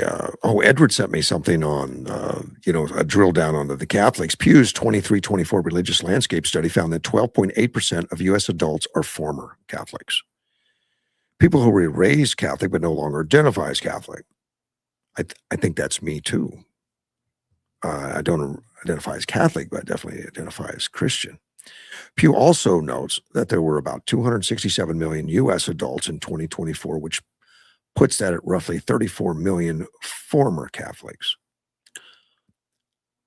Openly public. So I guess that's okay to say it. My family left the Catholic Church after the Arlington, Virginia bishop sent a certified letter stating that investigating pedophilia hurts fundraising. You can be Catholic or hunt down pedophiles, but you cannot do both. Wow. That ended our interest in the church and has been the main reason people leave the church. I talked a lot to Edward about that during the time when there was something unacceptable going on in one of the schools. He sent his kids to Catholic school. That was shocking to me that the reactions were not taken care of, or the inquiries were not taken care of. And then Edward's not one to just let it go. That something needs to be done, and it involved request of lawyers and stuff, and the church wasn't going to back down. I don't know the details. Don't have to. I don't. But it disappointed me greatly that the church would do that. That they would not. They stood their ground, and they did not want an investigation. It was sad. I hope it's isolated. I'm rooting for the Catholic Church, but I understand why Edward would want to disassociate, and his kids now go somewhere else. Unfortunately, it was unfortunate that incident happened, but they're probably stronger for having survived that whole thing. But it didn't turn them into anti-religion, but because it's still people involved in this thing. But he was he was not happy with the whole thing. And not a lot of people would carry it out to the extent he does, but he's somebody that rights right, wrong's wrong, and he fights for it. He does, and I respect that. The U.S. has allowed a Russian oil tanker to reach Cuba. Well, there's been a blockade of Cuba, and Trump has put that on, and Trump has stopped the oil coming out of Venezuela, which was keeping Cuba, alive, barely, but alive. Cuba doesn't really have an industry. It doesn't have much of a tourism. It doesn't do much. I guess it does some cigars, maybe. I don't know. But from what I've read, the lights have been off in Cuba now for a while. There's very little oil that goes in there now. There's very little energy, and they really don't have any kind of natural deposits of their own, or any drilling or anything. I understand, none. You would think they're in the waters around them there would be some, but I don't think there's ever been exploration. There's never been any reason for them to. Then they've been a communist country now for many years, and people escape Cuba. People don't. They don't have a problem with too many people coming across the border wanting to become Cuban. They've got the opposite problem. What Russia is wanting to ship them oil, so Trump allowed it to go in. So the U.S. government said there's a full tank full of one tanker full of crude oil to reach Cuba. So they must have their own ability to refine it. The Russian flag tanker is headed for Cuba on Sunday, carrying about 730,000 barrels of oil. And there's another tanker just off this eastern tip of Cuba on Sunday. Ship tracking data showed. Well, Donald Trump says, we have a tanker out there. We don't mind having somebody get a boatload because they have to survive. If a country wants to send some oil to Cuba right now, I have no problem whether it's Russia or not. I think Trump has already made a point of that. There's going to be some control going on in Cuba, and Trump has sought to restrict oil shipments to Cuba in an effort to pressure its government. The U.S. government has temporarily eased some sanctions on Russian oil to help globalize global energy markets and distributions to the Strait of Hormuz following U.S. and Israel military strikes on Iran that began last month. President Miguel Diaz-Canel said fuel shortages have persisted for months, forcing strict gas rationing and deepening the island's energy crisis. The Trump administration then blocked, after Maduro blocked all Venezuela shipments to Cuba. So he allowed the Russians in versus taking some Venezuela oil over there. And he vowed to impose punitive tariffs on any third country that supplied shipments to the island, forcing Mexico to stop its exports to Cuba. Another flagship, the Hong Kong flag Seahorse, also carrying about 200,000 barrels of Russian fuel to Cuba, but was rerouted to Venezuela. So I guess he's going to let enough oil go in to survive. At some point, there's been talk of doing something in Cuba to force a regime change or to force some kind of change, but that hasn't transpired as of yet. That hasn't.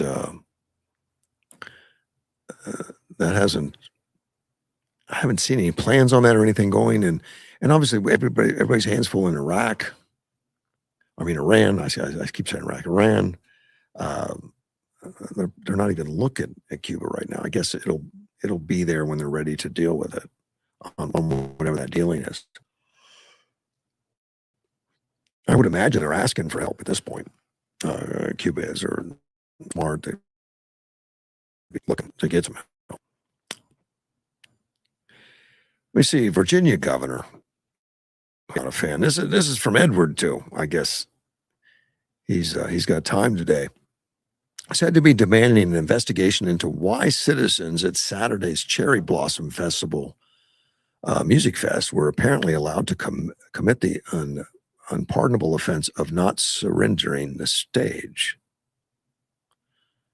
The controversy began when 5 No Kings protesters jumped on stage, grabbed the microphone, briefly attempted to convert a music festival into a civics seminar before police or park rangers stepped in. Members of the crowd solved the problem with the sort of brisk efficiency usually reserved for removing a raccoon from a kitchen. Protesters were physically escorted away. The music resumed. Audience was spared what surely would have been a thrilling impromptu lecture of monarchy, tyranny, and proper use of amplification equipment. Now, the governor, very progressive governor, wants to know why law enforcement allowed private citizens to interrupt the protesters' First Amendment's rights. Wow. Apparently raising the novel level question of whether free speech also includes free stage access, free microphone privileges, and immunity from being hauled away when everyone else came to hear the band. Early findings suggest the crowd may have misunderstood the Constitution, mistakenly believed it protects speech from government censorship, not from immediate consequences when you snatch a mic from a public concert and annoy several hundred people at once. Well written, Edward. But wow, the governor of Virginia, if I remember right, she ran as a moderate.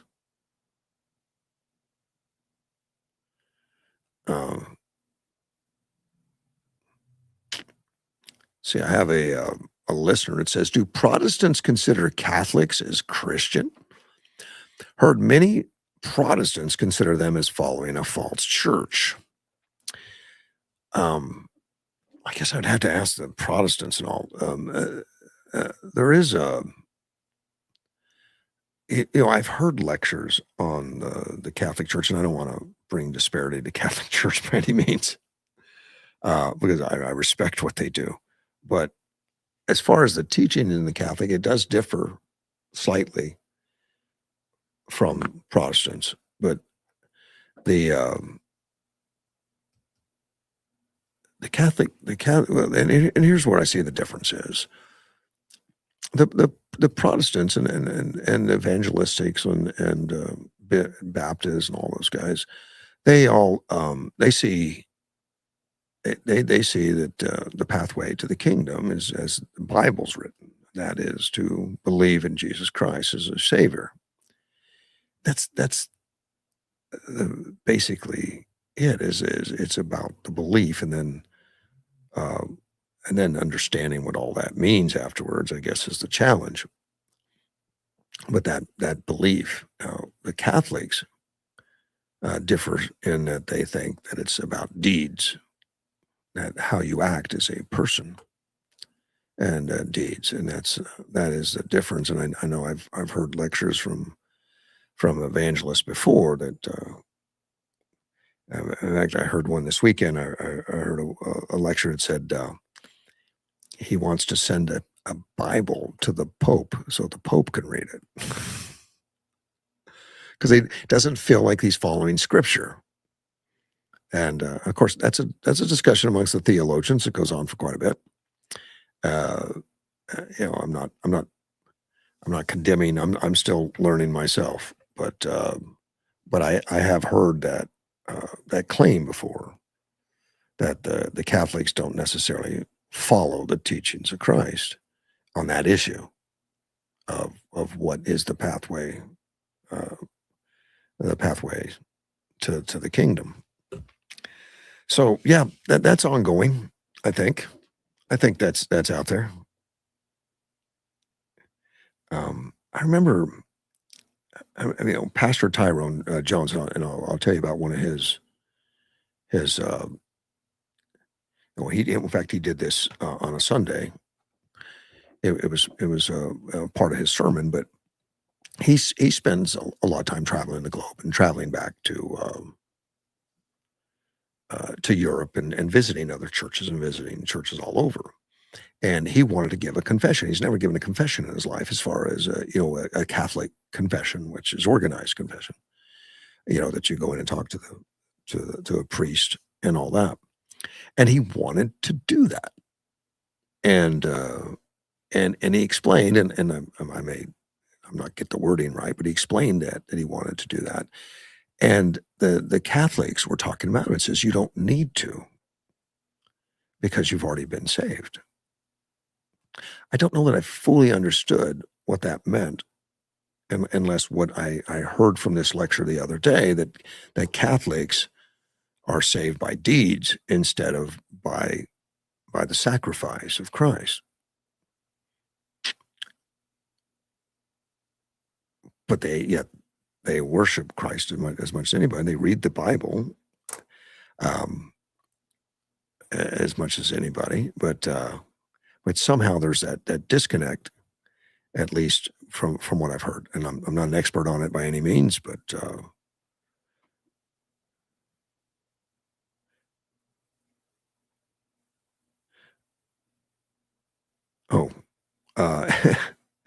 Edward writes that the Pope today and the past ones have stated that walls are evil, which I know there was always that question about the wall that we have in our southern border, and the wall that Trump built. He says, but the Vatican City is the only country completely behind a wall, which is true. Yeah, they're a separate country, and they are completely encased by a wall. But they need to for their protection, but we shouldn't have that. Yeah, that is a paradox. Walls are evil, but we need them for protection. Okay.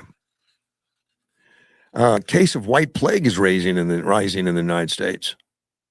I didn't know that we had white plague. I thought for sure this was in some kind of reference to white supremacy or evil whiteness or something. Apparently, the white plague is tuberculosis. I've never heard that reference before. So I learned something new in this one. But tuberculosis, the white plague, I don't know why they nicknamed it. Well, they nicknamed it from the pale appearance of those affected with the disease. So if you're pale, then you would have the white plague. It's the first I've heard. There was a dip of tuberculosis. Now we have a tuberculosis isolation area here in Yuma, with the county health department. There's some buildings behind the county health department that are just for that, to isolate tuberculosis patients. Yep. Yep. And they get used. They get used occasionally, and particularly people up from Mexico, because the amount of tuberculosis in Mexico is going to be much higher than it is in the United States. As you said, there was a dip in 2020 with the onset of COVID, of tuberculosis. And even this article said it's likely due to underdiagnosed and reduced screenings. Yeah, I would say because anybody that coughed had COVID. Anybody that died of COVID or with it, even if it was a head injury. It was a weird time, but the amount of deaths through COVID was extreme, and labeled. They did it without testing people, even that you died of COVID. So it was a weird time where you couldn't question anything at that time. You couldn't refuse to take the jab.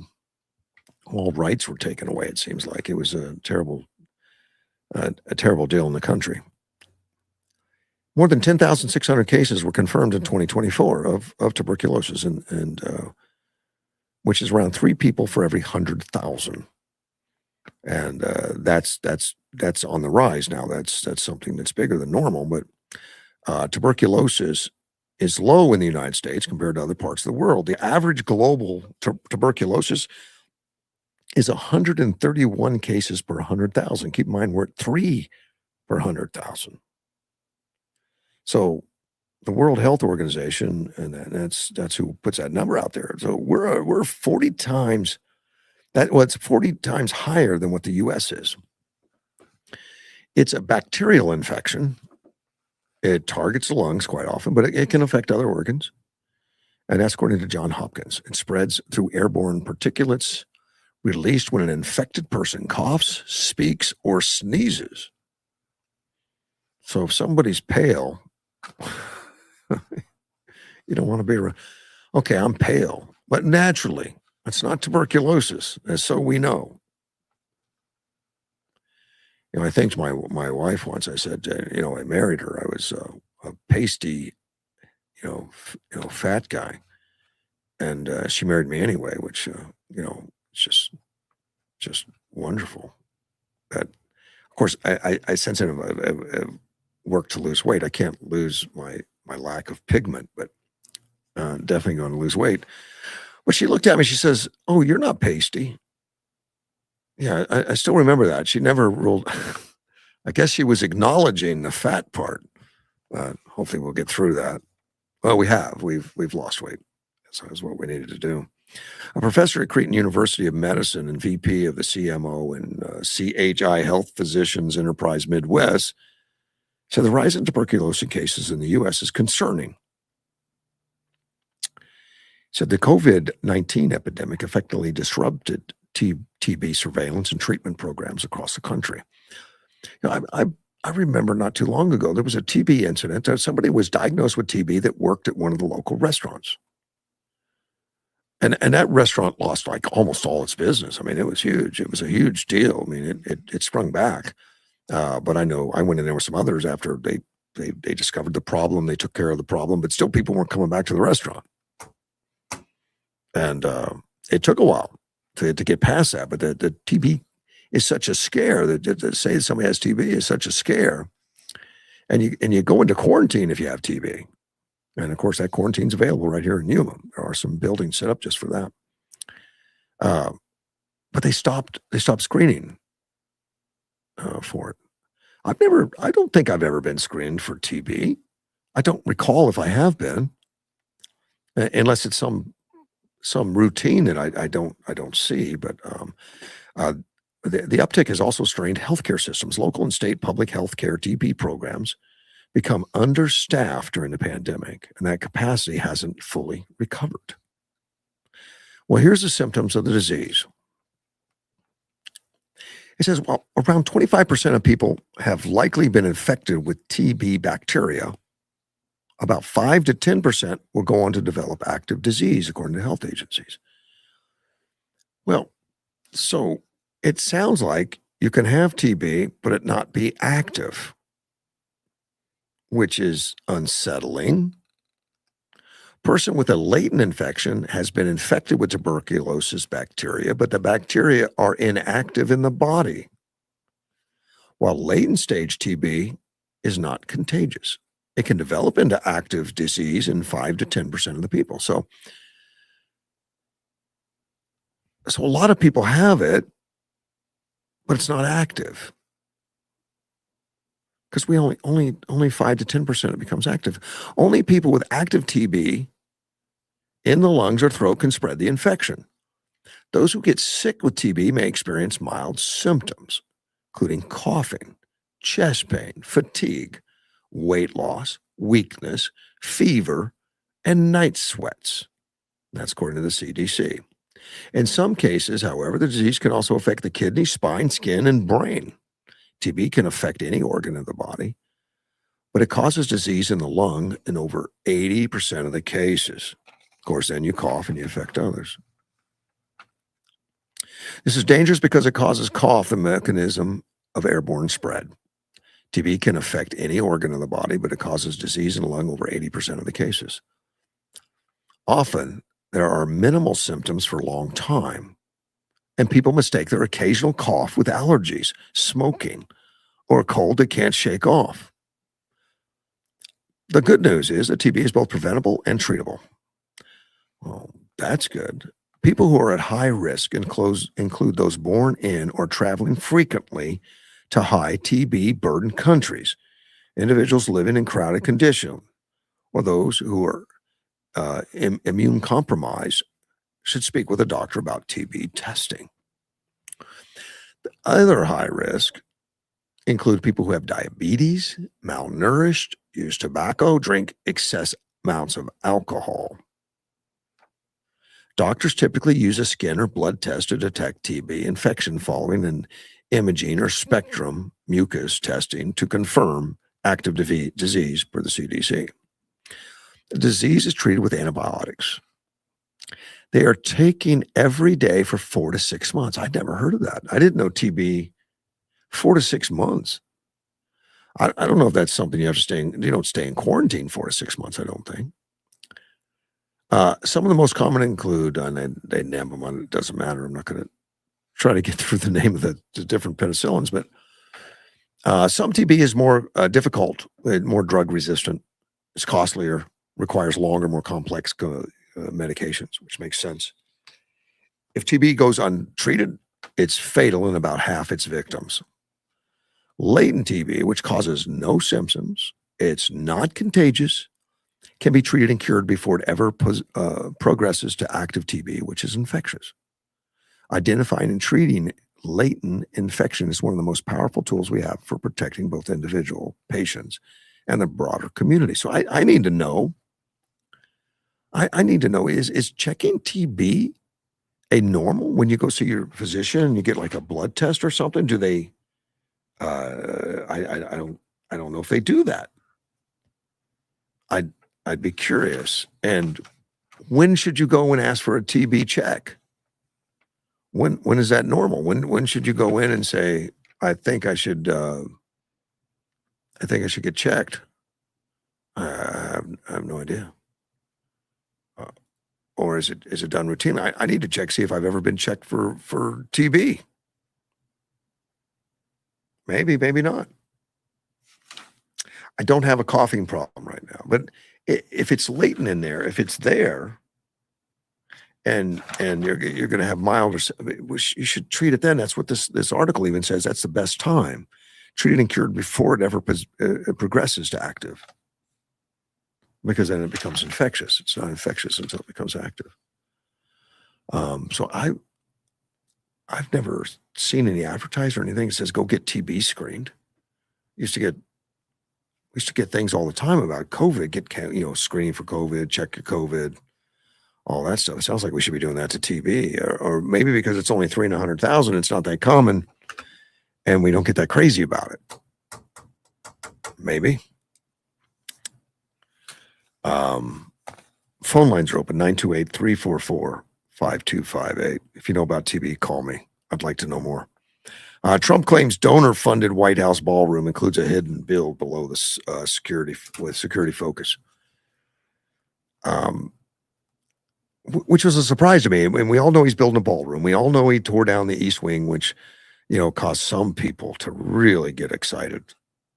Not in a good way. Like, how dare you? It's historic. Of course, the White House has been built and rebuilt and changed and manipulated many, many times over the years. Even burned out before, and at times completely gutted. I mean, when I say completely, got down to the dirt and just left the facade standing. It's gone through major stuff. Got to remember, it was built with no indoor plumbing. It was built without electricity. Yeah, it's gone through some changes. And this is another one. East Wing was mostly just some office buildings that were built later. It's not part of the original White House by any means. And apparently the East Wing did have a dining room of a 200-seat capacity. A dining room, not a ballroom. This is a ballroom. I guess they can put tables in it. In fact, when they have a big event, they have to put tents on the lawn. That's what they've done in the past, and walk out on the grass and go into these big tents for big stuff. Now, this permanent one, of course, it's going to have kitchen facilities and ability to feed everybody too. It's going to have all that available. And Trump is one that I guess likes to hold stuff like that. Well, I've watched some specials on it on what they're building and what they're doing, and it includes an amazing amount of bulletproof glass, bomb-proof, drone-proof, and being funded by private donors. And I knew at the time, or at least they said at the time, because all of this stuff is so massively heavy that the foundation on this is got to be a huge foundation into the ballroom. Not only for the current building, but for future add-ons or something. But that this bulletproof glass, it's massive. I mean, some of these windows are massively huge, and they're bulletproof, and they're like inches thick. And some of this stuff takes cranes to move around. You just don't pick these up. And it's going to be heavy already. And so I knew they were building this big, huge foundation. So there's a lot of digging going on. Well, there's more to it than what originally was released. This big foundation is going to include some stuff with the DOD. I guess there's going to be stuff underneath for broader security. So I got underground construction. It's a military. The military is building a massive complex under the ballroom, and that's under construction, and we're doing very well. And that's a Trump quote just recently. They didn't state the military building underneath, but it makes sense, I guess. That place has to be secure, and if they're building a ballroom that can take 600 people, especially in the world we live in today, it should be protected in every way possible, because it's going to include dignitaries and political leaders from all over the globe. I would imagine would be invited into that place one place or another, one point or another. So security has to be just much bigger than anything that we have now, because the weapons and the ability to penetrate, the hardened stuff is becoming better, and we're a good example of that. Look what we've done to Iran. We've penetrated areas that were bomb-proof. A lot of what Iran had, like its nuclear buildings was under 40, 50 feet of concrete and granite, and we had stuff that could go right through it. So I guess they're taking a lot of that into consideration in doing this. He says we have bulletproof glass, we have bulletproof ceilings. Everything is drone-proof, bulletproof. Unfortunately, we're living in an age where that's a good thing. And that's what Trump said. The project is being privately funded, not relying on tax dollars. And it's tracked to be $400 million. And I don't know. It doesn't specify. Now it specifies that it's private, but I'd be willing to bet you that the military complex under the ballroom probably is not private. I wouldn't think. It doesn't spell that out in this literature. I'm not reading how the military complex is funded, but I would guess probably not. The Trump says all the money paid is paid by myself and donors. It's all donors. There's not one dime of government money going into the ballroom. We're ahead of schedule and under budget. He also reiterated that it's designed to match and look and scale of the White House, including its height, architectural style.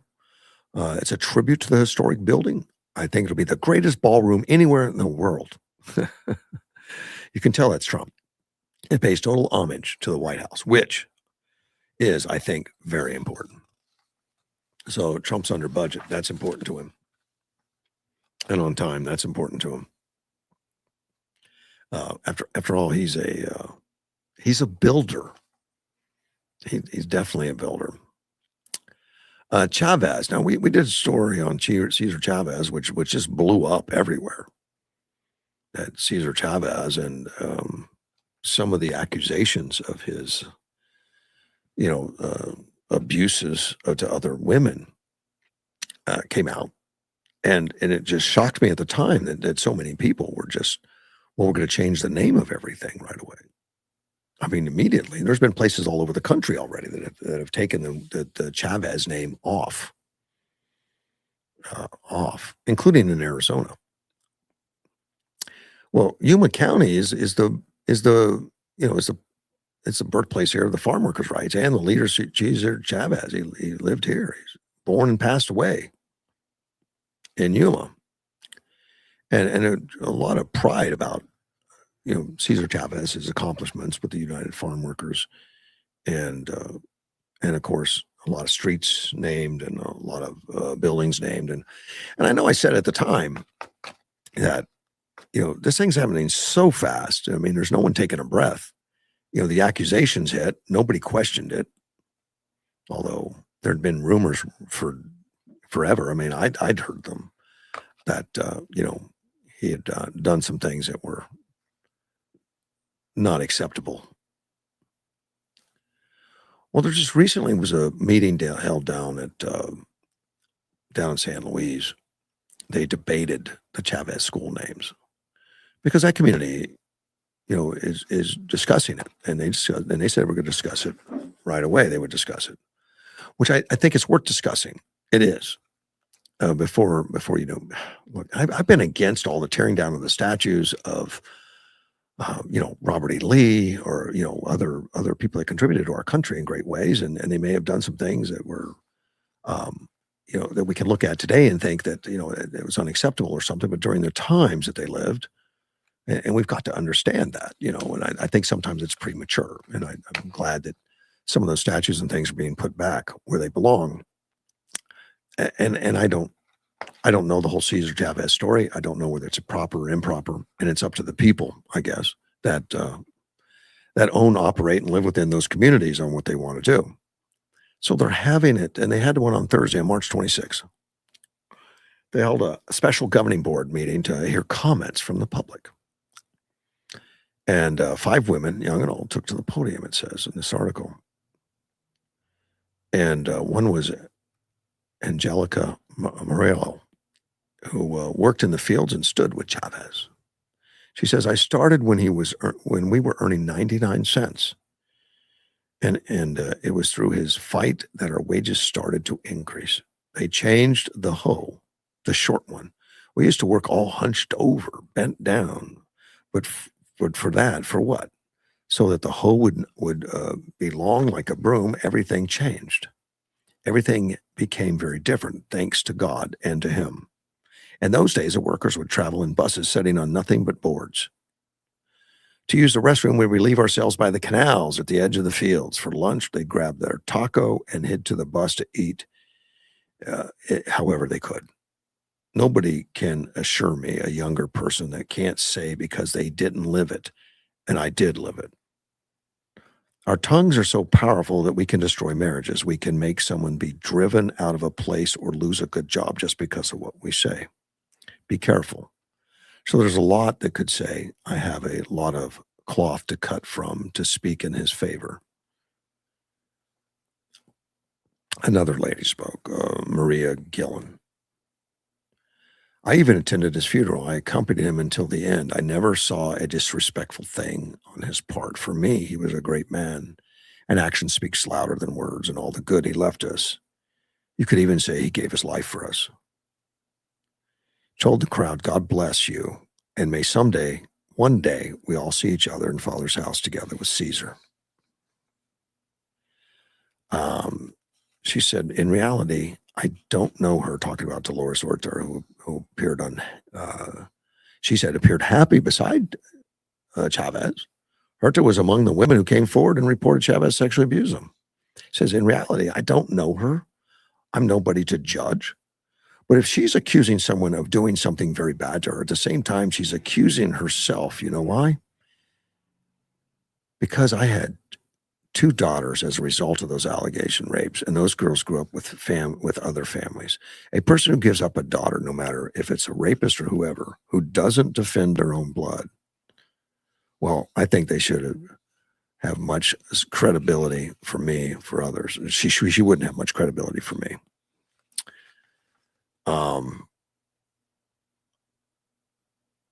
Lilia Quineros also questioned the victim. She says, why, after so many years, are they coming forward with these kinds of terrible accusations? It's been so many years since he passed. Why? Who knows? That's what should be investigated, the why. And there should be proof, because evidence, I don't think there have it. There's been so many years. And she, I guess, wagging her finger, according to this article. I wasn't there, by the way. She says, words, there are many words. I've heard things. I've seen videos that break my heart because I'm Latino. We have for me, I still feel we have a Latino leader that they want to take away from us. That's not fair. Another one that thinks it's troubling, Luisa Ariello, a retired teacher, a union leader. What are we telling our girls, people who have been abused? Remember, you have a time frame, or else you're going to question you. Why? Why'd you take so long? That's absurd to hear. I understand what Cesar Chavez was doing, but for us to sit here and say that Dolores Huerta was not a victim, that's not anyone's place. What are we telling our daughters, our mothers, who have been victims across generations, that they can't speak up after 20 years? If you've ever known a victim, it's not easy to say, I was abused. When she was a teacher, she recalled having school marches and lessons about Chavez, where a lot of students would say things like having grandparents who didn't like him because of things he did. So I would hear from younger generations. So it's not just that they're saying it's what other people who lived through. And that's what we got to look at, and not be closed to, oh my, now. So what? Why now? It's never too late. But Ariel said that's why she wants the school facilities' names changed. Rather than fixate on Chavez, she wants people to uplift UFW, the United Farm Workers Legacy. That's why it's called the union. It was everybody, not just him. It was the movement of the farm workers. And like I said, if we look at Dolores Huerta's legacy and we look back, yeah, she was right there next to him, who also took that moment to the next level. She took it to Washington so those laws can be changed. But we're not taught that in school. We're not taught that in the community, because we're not ready for women to take that role, take that recognition. And that's what's sad. So no indication whether the names are going to be removed or what they're going to do. I think they need to take a breath, and they don't need to do it immediately. I wouldn't think. I don't know. But the connection to Chavez's name, particularly in the Hispanic community, is deep, and it's fiercely, I guess now, demonized by some, but I don't know how widespread that is. I don't have any idea. Um, I can't judge any of it. I don't have that any connection, but I'm glad they're talking about it. I'm glad they're getting out there. Uh-oh, Russ, give the correct phone number to call in. You gave the KBLU number earlier, did I? Oh, man, you know what? I've had a hard time with that. When I sign off for something, I want to say AM 560. I can't anymore. We're not, although it looks good that we'll get that back, but it's not back yet. The correct phone number to call in is 928-941-0304. That's my personal cell phone number, and it's what's connected to the board for now. I mean, that'll probably change at some later date when we get a signal, and we, we become, I guess, more. We put more into this program versus just doing it over the internet and stuff. It'll come. Another phone number. Right now, it's my cell phone number, 928-941-0304. And let me double check, make sure the phone is hooked up and on. It is. And I'm good.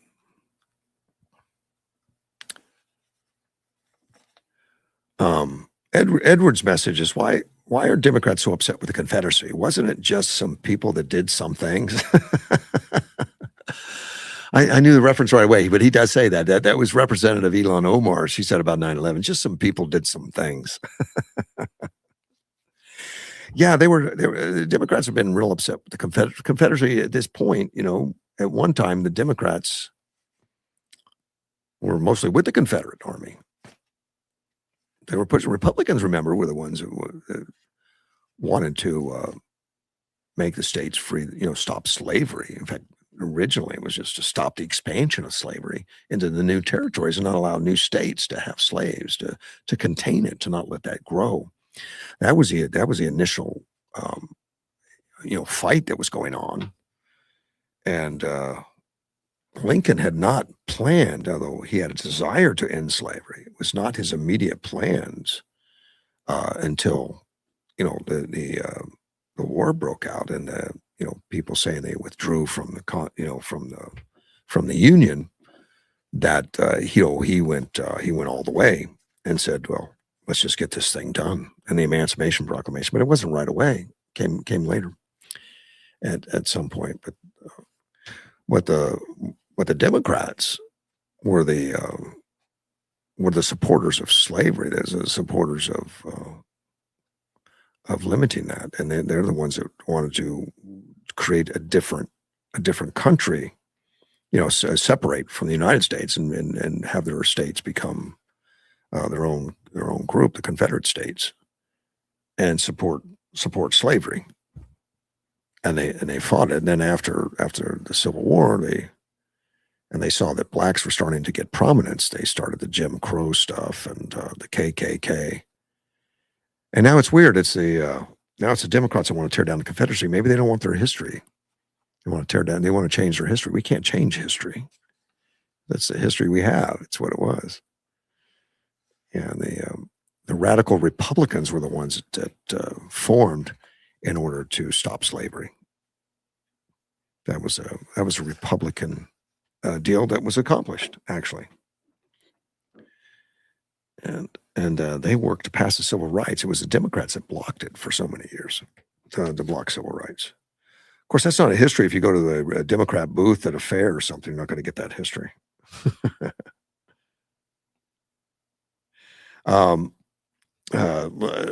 Listener asked, what Chavez did was wrong and it should be addressed, but do we apply the same standard to MLK?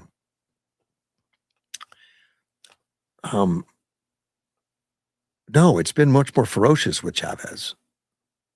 MLK has had some rumors that I don't know are substantiated or not, and I admire MLK and some of the things he did. I have no idea what the rumors, and I think some of that was our own FBI planting things that may or may not be true. I mean, I don't trust the government for some of the things they said about Martin Luther King. I don't. So I have no idea. But so the same standards apply. Sure. I mean, they should treat him wrong. Same with Bill Clinton, who was notorious a womanizer and all that. It doesn't mean that we should tear his name out of anything. But it shouldn't be blocked. We should not talk about some of the things. I mean, people are not perfect. Neither was Bill Clinton. Neither was MLK or Chavez. But we shouldn't hide it. And if they did crimes, they should have paid for it during their lifetime, not 20 years after they died.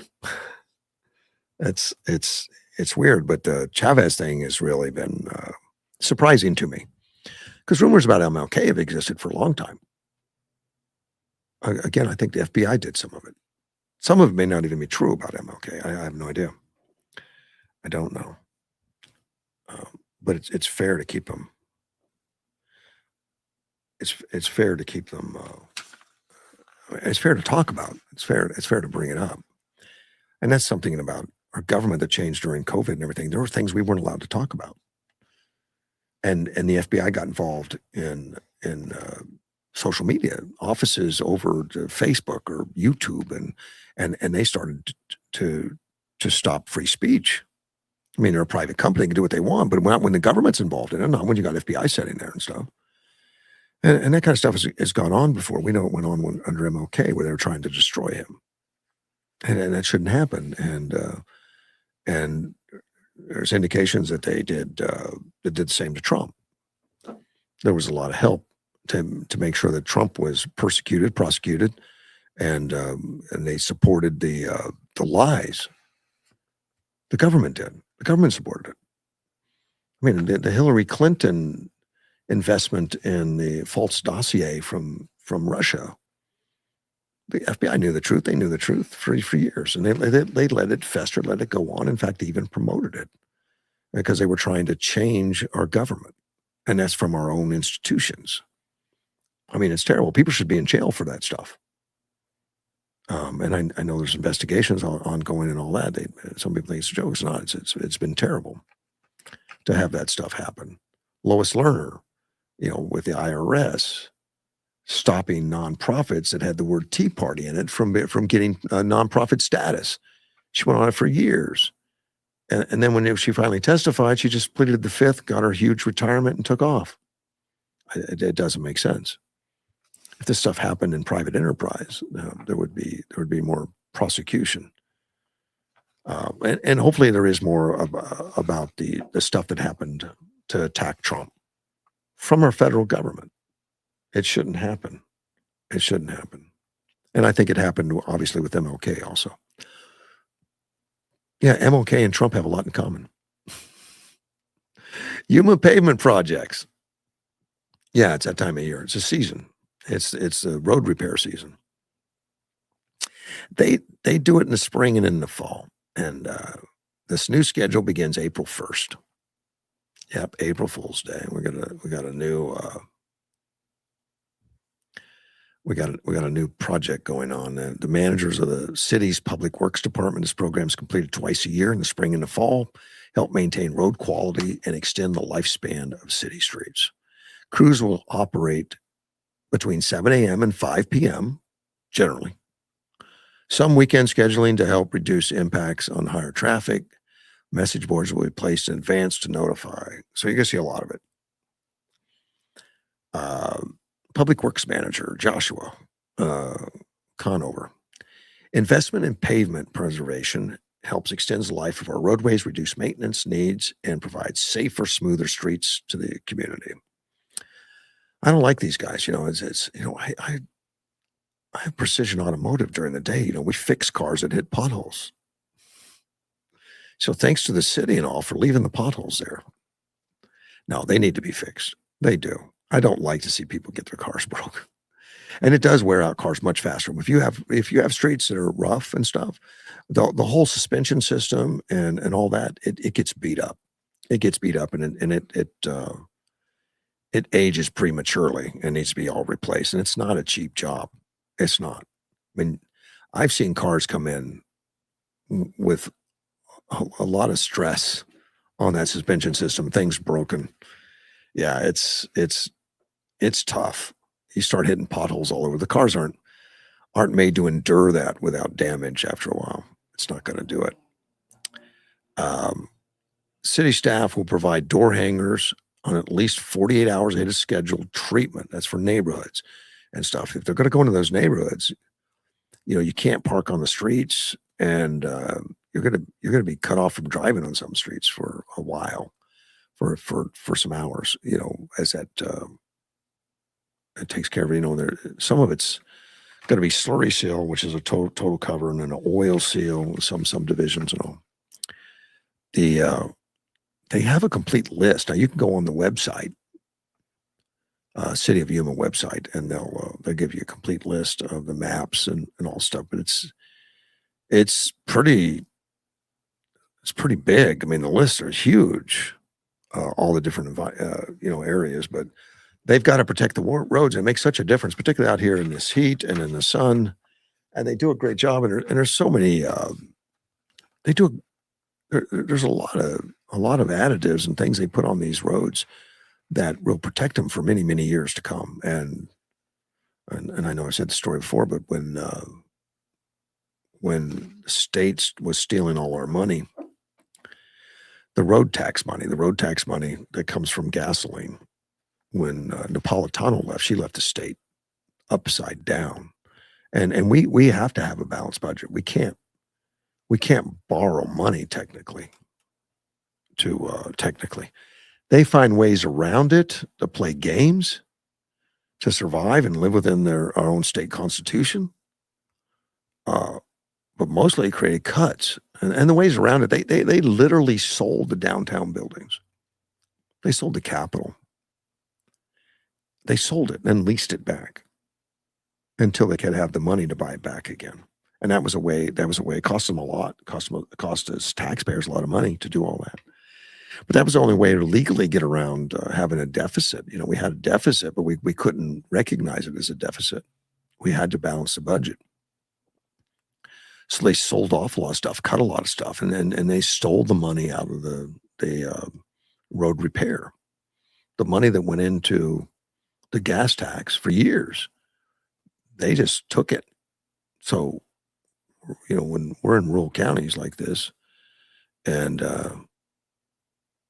we don't have a lot of resources like Maricopa and Tucson. They have their own tax base just for roads, and they collect money on top of the state money just for roads. We don't do that in Yuma. It's been suggested before, and it's been turned down by voters to add some tax to go to the road repair. We had to find ways to get around it. There were roads that were due to be ground up. There were roads that were going to be destroyed and then reground and relaid, which is tremendously expensive. Couldn't do it. Didn't have the money. And they found ways to put these additives and these other extenders on there and to do some things, which I thought were just miraculous, and extended some of those roads 20, 30 years that were due to be ground into rubble and completely redone. Amazing. Amazing what they got done. But we learned how to get by, although the roads were terrible and they still haven't completely recovered. I mean, we don't have the best of roads in Yuma, but the whole state was affected for so long that, and we don't collect enough. The amount of money we collect to repair roads is a joke. I mean, we can't possibly, it hasn't been raised in forever. It's 19 cents a gallon. Cars use less gallons now per mile. And electric cars and other things going on. So there's not as much money collected. And rural areas have the toughest time because we're really spread out. So we take a lot of roads to connect us where, you go to downtown areas where you have, a lot of people in a square mile that live in a square mile. You don't have as many roads as you do in Yuma, but you may have the same population as Yuma County within a couple miles square in some major cities. We're only a little over 200,000 people. So you would spread out all over the place. Lots of roads everywhere. They've all got to be maintained. So the amount of miles per road per person in rural is so much different than it is in major metropolitan areas. And major metropolitan areas will have additional funds going in. You know, they have their own funds that add to it. And so they have a lot more access to funds than we do, and then you take it away from us. We had bad roads. We ended up with them, and we do our best. I think the city does a good job. I'm not. I mean, they're doing what they can with what they've got budgeted, and I think that click it and ticket thing, click it and ticket. No, click it and fix it. Click it and fix it. Click it and fix it. If you don't have that app on your phone, get it. But if you see something like a pothole that's been, you know, outrageous and is causing lots of problems, take a picture of it with your cell phone and send it to them with a short explanation. You don't even have to give your name if you don't want to. Short explanation. And they have 24 hours or something to respond. You know, that doesn't mean they'll fix it within 24, but generally very quickly. And that goes for graffiti. And that helped clean up all the graffiti in this place. We used to have a lot more graffiti in Yuma. I mean, now if you see it, it gets covered pretty quickly. Because if someone turns it in, they've got crews to go out and paint it. Now it may not be beautiful when they're done. In other words, the paint may not completely match, but they get close. And it's a lot better than the graffiti, and it stops the proliferation of graffiti because they take pictures of it first and they turn it over to police, and police has a database because each graffiti is a signature. And when they finally catch the guy that's doing it, they go back to the database and say, "You've done all of these," and then there's you have to pay for it. Yeah, yeah, you get charged for all of it, and maybe you get a paintbrush and you go out and fix it yourself. I don't know. I don't know what all they do, but they like to. I've done that before when I owned Napa Auto Parts years ago. I had some paint, so as soon as there was graffiti, we went up and painted it with ourselves because we had the paint that matched the building and all that. And the police officer was disappointed because it happened again. So I called the police the next time and I said, "Look, the same thing they did last time, same place." And he goes, "And you painted it yourself?" He says, "Well, we don't mind you doing that, but call us first or take a picture and send it to us because we track them. We track because it comes from gangs and groups and stuff that will spread it around. And if you don't stop them, then it doesn't stop." So good for Yuma for doing that. And you can tell a city that doesn't have that program because it's a mess. You get graffiti everywhere.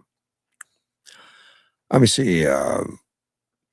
Let's see contractors too with American Pavement Preservation, um, along with city staff. So there's contractors doing this, and that's expected.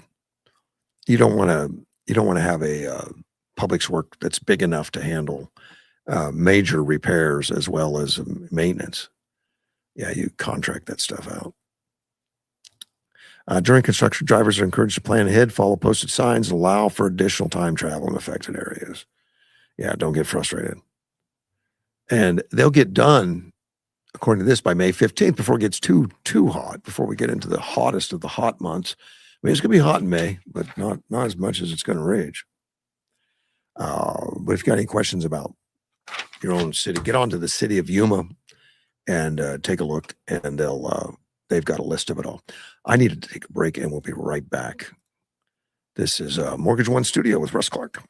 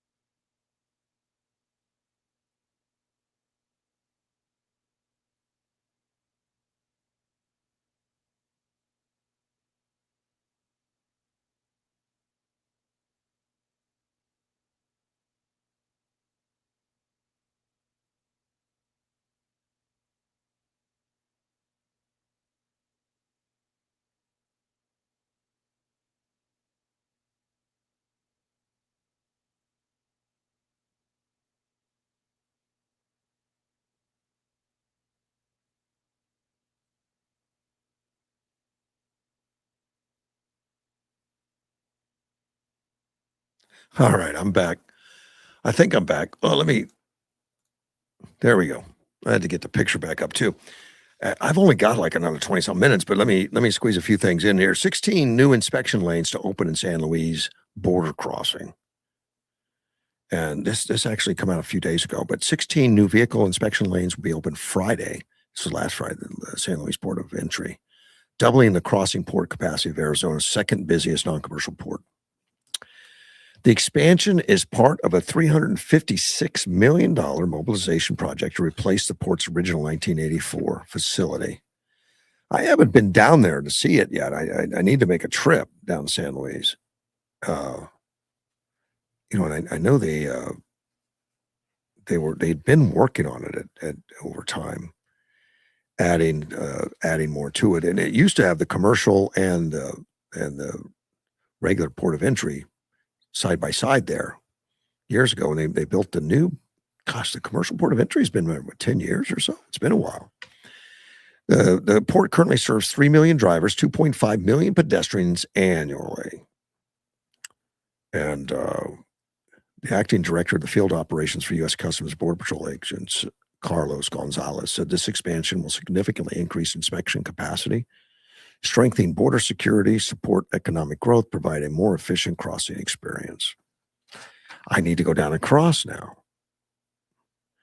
It also helps the estimated 2.5 million pedestrians who use San Luis border annually. Keep in mind, a lot of our ag comes across that border. Legally, not legally. The processing moves from 10 to 14. A new 21,000 square foot pedestrian inspection building. I definitely need to see it. Construction on the segment is slated to last through spring of 29, so they're still working on it. But they've got the inspection lanes open. The port remained fully operational during the construction. I bet they love that. You get hammers all day. Yeah, the hammers and stuff, you keeps you awake. It can incorporate solar panels, battery storage, microgrid systems allowing 24/7 operation independent of the electric grid. Modernization of the San Luis land port entries and investment in the future of Arizona and the entire U.S.-Mexico border region. And that's according to GSA Acting Commissioner Andrew Heller. Thank you, Andrew. Appeals court, you may have missed this, but it happened a few days ago, but appeals court pauses orders limiting federal agents' use of tear gas, at protests near Portland Ice Building. Now, that Portland Ice Building has been under attack more than a year, I think, and by under attack, I mean, it's throwing heavy objects, frozen bottles, fireworks, assaulting police officers, you name it. Just amazing. They've done so much damage to that building. The building that had windows broken out, all kinds of stuff. And not enough people arrested, or it would have stopped. It just wouldn't happen anymore. But these professionals get in there and just keep agitating. And of course, the local neighbors are just distraught about it. And something they're distraught about is the use of tear gas. And sometimes it becomes violent, whatever, and they use tear gas. And I guess if you're within short distances, that tear gas can drift over to your neighborhood. I'm sure it's not enjoyable for anybody. But at one time, the lower court ruled it in Oregon. They restricted the federal agents' use of tear gas to control crowds and stuff. And they put in all these rules about when you can wear them and when you cannot wear them and all that kind of stuff. And I'll get to that. But the Ninth Circuit granted the Trump administration request for temporary administrative stays in 2 cases in a 2-1 ruling. The anti-ICE demonstrators have held protests at the building since June as part of the protests across the country, challenging President Trump's massive deportation agenda. Yeah, they're protecting the child predators and the murderers and the cocaine dealers, the MS-13 guys. 2 lawsuits were filed over federal agents' crowd control tactics brought about by the American Civil Liberties Union of Oregon on behalf of protesters and freelance journalists and others brought by residents on affordable housing complex across the street. Yeah, those guys across the street, they were keeping the agents up all night. Well, they kept the neighbors up all night. And they argue that federal agents' use of chemical and projectile munitions has violated the rights of the plaintiffs, including a demonstrator known for wearing a chicken costume, a married couple in their 80s. I mean, these are the people that brought the lawsuits, and 2 freelance journalists who said federal agents use chemical spray and projectile munitions against them. Now, the Department of Homeland Security said, look, the agents have followed their training, used a minimum amount of force necessary to protect themselves, the public, and the federal property. Of course, it's always under scrutiny. There's video running 24/7 down there by the protesters, by the government agencies, probably by the buildings, all that stuff. They limited federal agents' use of tear gas unless someone poses an imminent threat of physical harm. So they put this in there. They just can't do it to just stop the escalation of anger. They got to wait till physical harm. Imminent threat. An imminent threat, that's subjective. But the agents were also ordered not to fire munitions at the head, the neck, or torso unless the officer is legally justified in using deadly force against the person. And we're told not to use pep. And I think they just fire these into, generally, I don't know, I don't talk to an agent that fired it, but generally they fire these things into the crowds. Yeah, it hits people occasionally. I'm sure it does.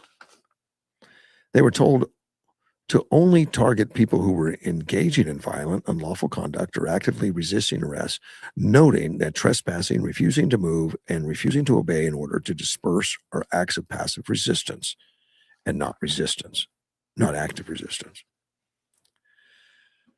So they put the rule, more and more rules. Yeah, this is passive resistance with a bullhorn in your face, I guess. I don't know how passive that is. And, you see videos of that all the time where someone's screaming at an officer and the officer is just ignoring them. They finally touch the officer. They grab the officer. And then that changes the whole dynamic. And then the mace comes out and they spray him in the face. It's hilarious. I'm glad it happens. I think the people push it so far. It's not about free speech. It's not about protest. That's all legal. But some of this stuff is not. And it needs to stop because you're putting people in danger. You're distracting these officers and you're making a violent scene or a scene that's potentially violent more volatile, unfortunately. Plaintiffs provided numerous videos which they had evidence that shows DHS officers spraying OC spray directly into the faces of peaceful, nonviolent protesters engaged in most passive resistance. Well, I've seen videos of that, and they usually grab the officers. It's usually not passive, nonviolent, and discharging tear gas and firing pepper ball munitions into crowds of peaceful and nonviolent protesters. That's how they label it, peaceful, nonviolent. I've seen these videos. I know they must cut it up a lot to show that. Well, the district judge ruled on March 9th, and defendants conduct physically harming protesters, journalists without prior dispersal warnings is objectively chilling. I think they tell them to disperse a lot. The case goes on, but there's Portland's not handicapped or handcuffed anymore about using chemical weapons. They can do it again. The Mayor Keith Wilson, called ICE to leave the city after federal agents deployed tear gas at a crowd of demonstrators outside the agency's building. Take a look at that building. That building has been destroyed. Yeah, nonviolent broke out all the windows. The mayor described the protests as peaceful, criticized federal officers' use of pepper balls, flashbang grenades, and rubber bullets. Federal forces deployed heavy waves of chemical munitions, impacting a peaceful daytime protest. Have you watched or seen these things? I asked the mayor to go join me down there, where the vast majority of those present violate no laws, made no threats, pose no danger to federal forces. They're blocking the roads. They're impeding the progress of all these officers. They're throwing bricks. They are trespassing too. For those who continue to work for ICE, resign, he's asked. This is from the mayor. Resign. To those who control this facility, leave. Federal officials they're trampling the Constitution, according to him. Trampling the Constitution. Justice Department secures denaturalization. That's right, denaturalization of convicted gun trafficker and healthcare fundraiser. It does happen. It's not that common. This is a story of two of them who obtained they were U.S. citizens, but they obtained it through fraud. And if you obtain it through fraud, if you lie on that application and you fraudulently ask for citizenship and you receive it, you can have it taken away. Pam Bondi said the actions reflect the Department of Justice's ongoing efforts to strip citizenship from people who conceal crimes or defraud the American people during the immigration process. American citizenship is a sacred privilege, not a cheap status that can be obtained dishonestly.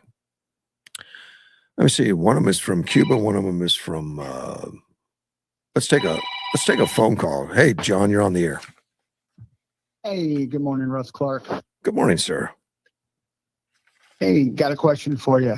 Go You're ahead. going to the fairgrounds or to the fair this week? I will be. I don't have any designated time that I'm going to go, but I do want to take the grandkids.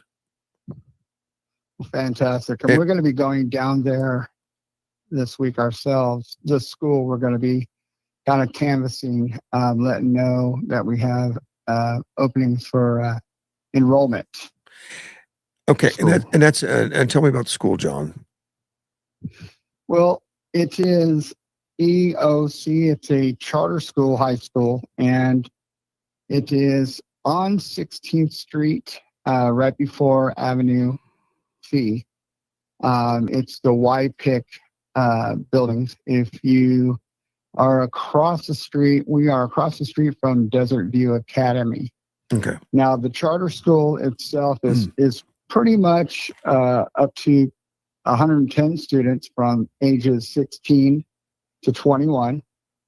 And for the kids that are lacking credit or need some additional help, we provide and we do calculus and all the harder math programs and such. But we are actually going to be canvassing at the fairgrounds. So I was wondering if you were going.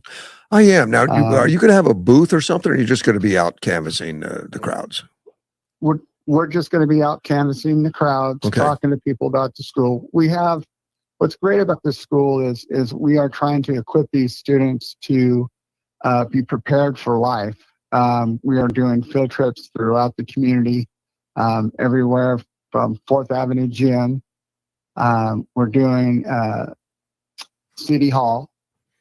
Right. And we even had the EMTs come in last week and talk about the program that they have for the community and such. So it's pretty awesome.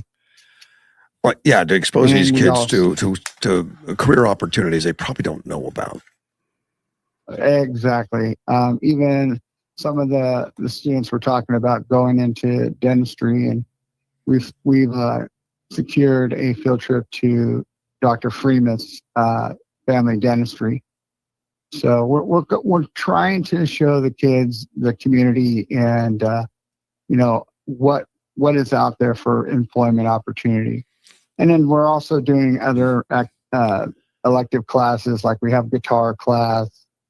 We have a fitness program where they get credit for taking a fitness, where they get all their assessments and try to learn about kinesiology and muscle types and all that. And we have a great art teacher. So it's a really great school for the kids that need that extra attention. We're here. The teachers here are amazing. They care so much about the kids. We provide breakfast and lunch for the students. Even some of the counselors will go and pick up students that don't have rides. We deal with students that aren't having the best life experiences, when it comes to their parents or the situation that they're in. So we try to go above and beyond for these kids and let them know that they count. They're special in their own way, and we want to make sure that they don't get left behind. Right. So, and some of these kids, they graduate early because of how much attention they get. They get through the programs quicker than a normal high school. And then they can go on to a trade school or something, something that they want to do. Yeah, it's great that you opening it up and exposing them. I say, are the kids going to the fair too, or you just some of the staff? Oh, it's pretty much just my job here as a counselor. Is pretty much to expose the community to what we're offering. I'm going to be going out there every day and passing out flyers and basically, talking to people about what we got going on, because we have about 40 students graduating this year. Mm-hmm. So that's going to open up a lot of opportunities for other students to enroll here. Okay. So it's to me, it's very exciting, the opportunity that I have to go out and let the community know what we're all about. And some of the kids that I knew back when I was doing youth ministry, this would have been perfect for them. I didn't know about it back then, and I feel that the community doesn't really know too much about this school, so I want to get out there and let everybody know about it. So I appreciate the call, man. All right, you have a great day, Russ. Great, buddy. I'll see you out there at the fair. Take care. All right, bro. Bye. As John Horvath, and he's EOC Charter School on 16th Street and Avenue C, around that area. If you're interested, he's looking to promote the opportunity for the kids. Good for him. I was talking about the denaturalization, which can happen. There were some people identified. One was Ukrainian native Vladimir Vologiev, Cuban, Camera Diaz in Lebanon. So from all over, he says, apparently Vladimir concealed and misrepresented his involvement in a conspiracy to smuggle over 1,000 firearms components out of the United States and ship them to foreign markets. And according to Assistant Attorney General Brett Shumate, case sends a clear message. The United States provided Vologard with safety, housing, and citizenship, and he returned those gains with malice, including by defrauding one of the federal agencies that provided him benefits. We will not reward this kind of behavior by allowing such an individual to retain U.S. citizenship that should not have been granted in the first place. Vologiev was convicted of smuggling goods from the United States and theft of government money or property in 2020. After he had naturalized as a U.S. citizen in 2016. Cabrera Diaz illegally procured her citizenship because she committed unlawful acts, namely a healthcare fraud conspiracy, before she naturalized. That disqualified her from United States citizenship. I didn't used to hear about any of these happening in the past. Like, it was not. I mean, if it happened, it just wasn't advertised. It just wasn't out there very much. I never noticed it before. She pleaded guilty and was sentenced to 29 months in prison in order to pay a restitution of over $6 million. She must have stole a lot. And there's so much going on now with the Somali community up in Michigan. I would hope that a lot of them get denaturalized, and send a message that you come here under false pretenses, you cover up crimes, and then continue to commit crimes. They can take it away. And this one that has a restitution of $6 million, it was healthcare again. Committed healthcare fraud.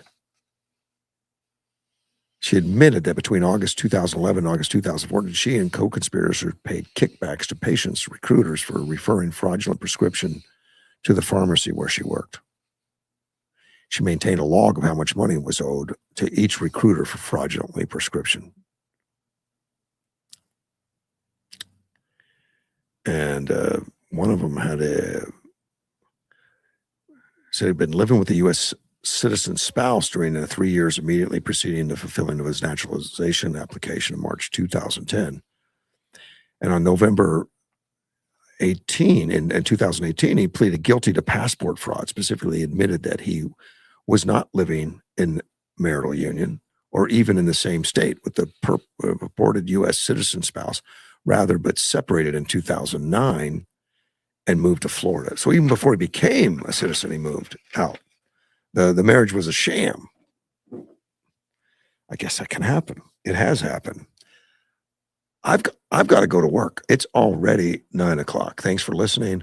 I'll be back tomorrow. Mortgage One Studios with Russ Clark.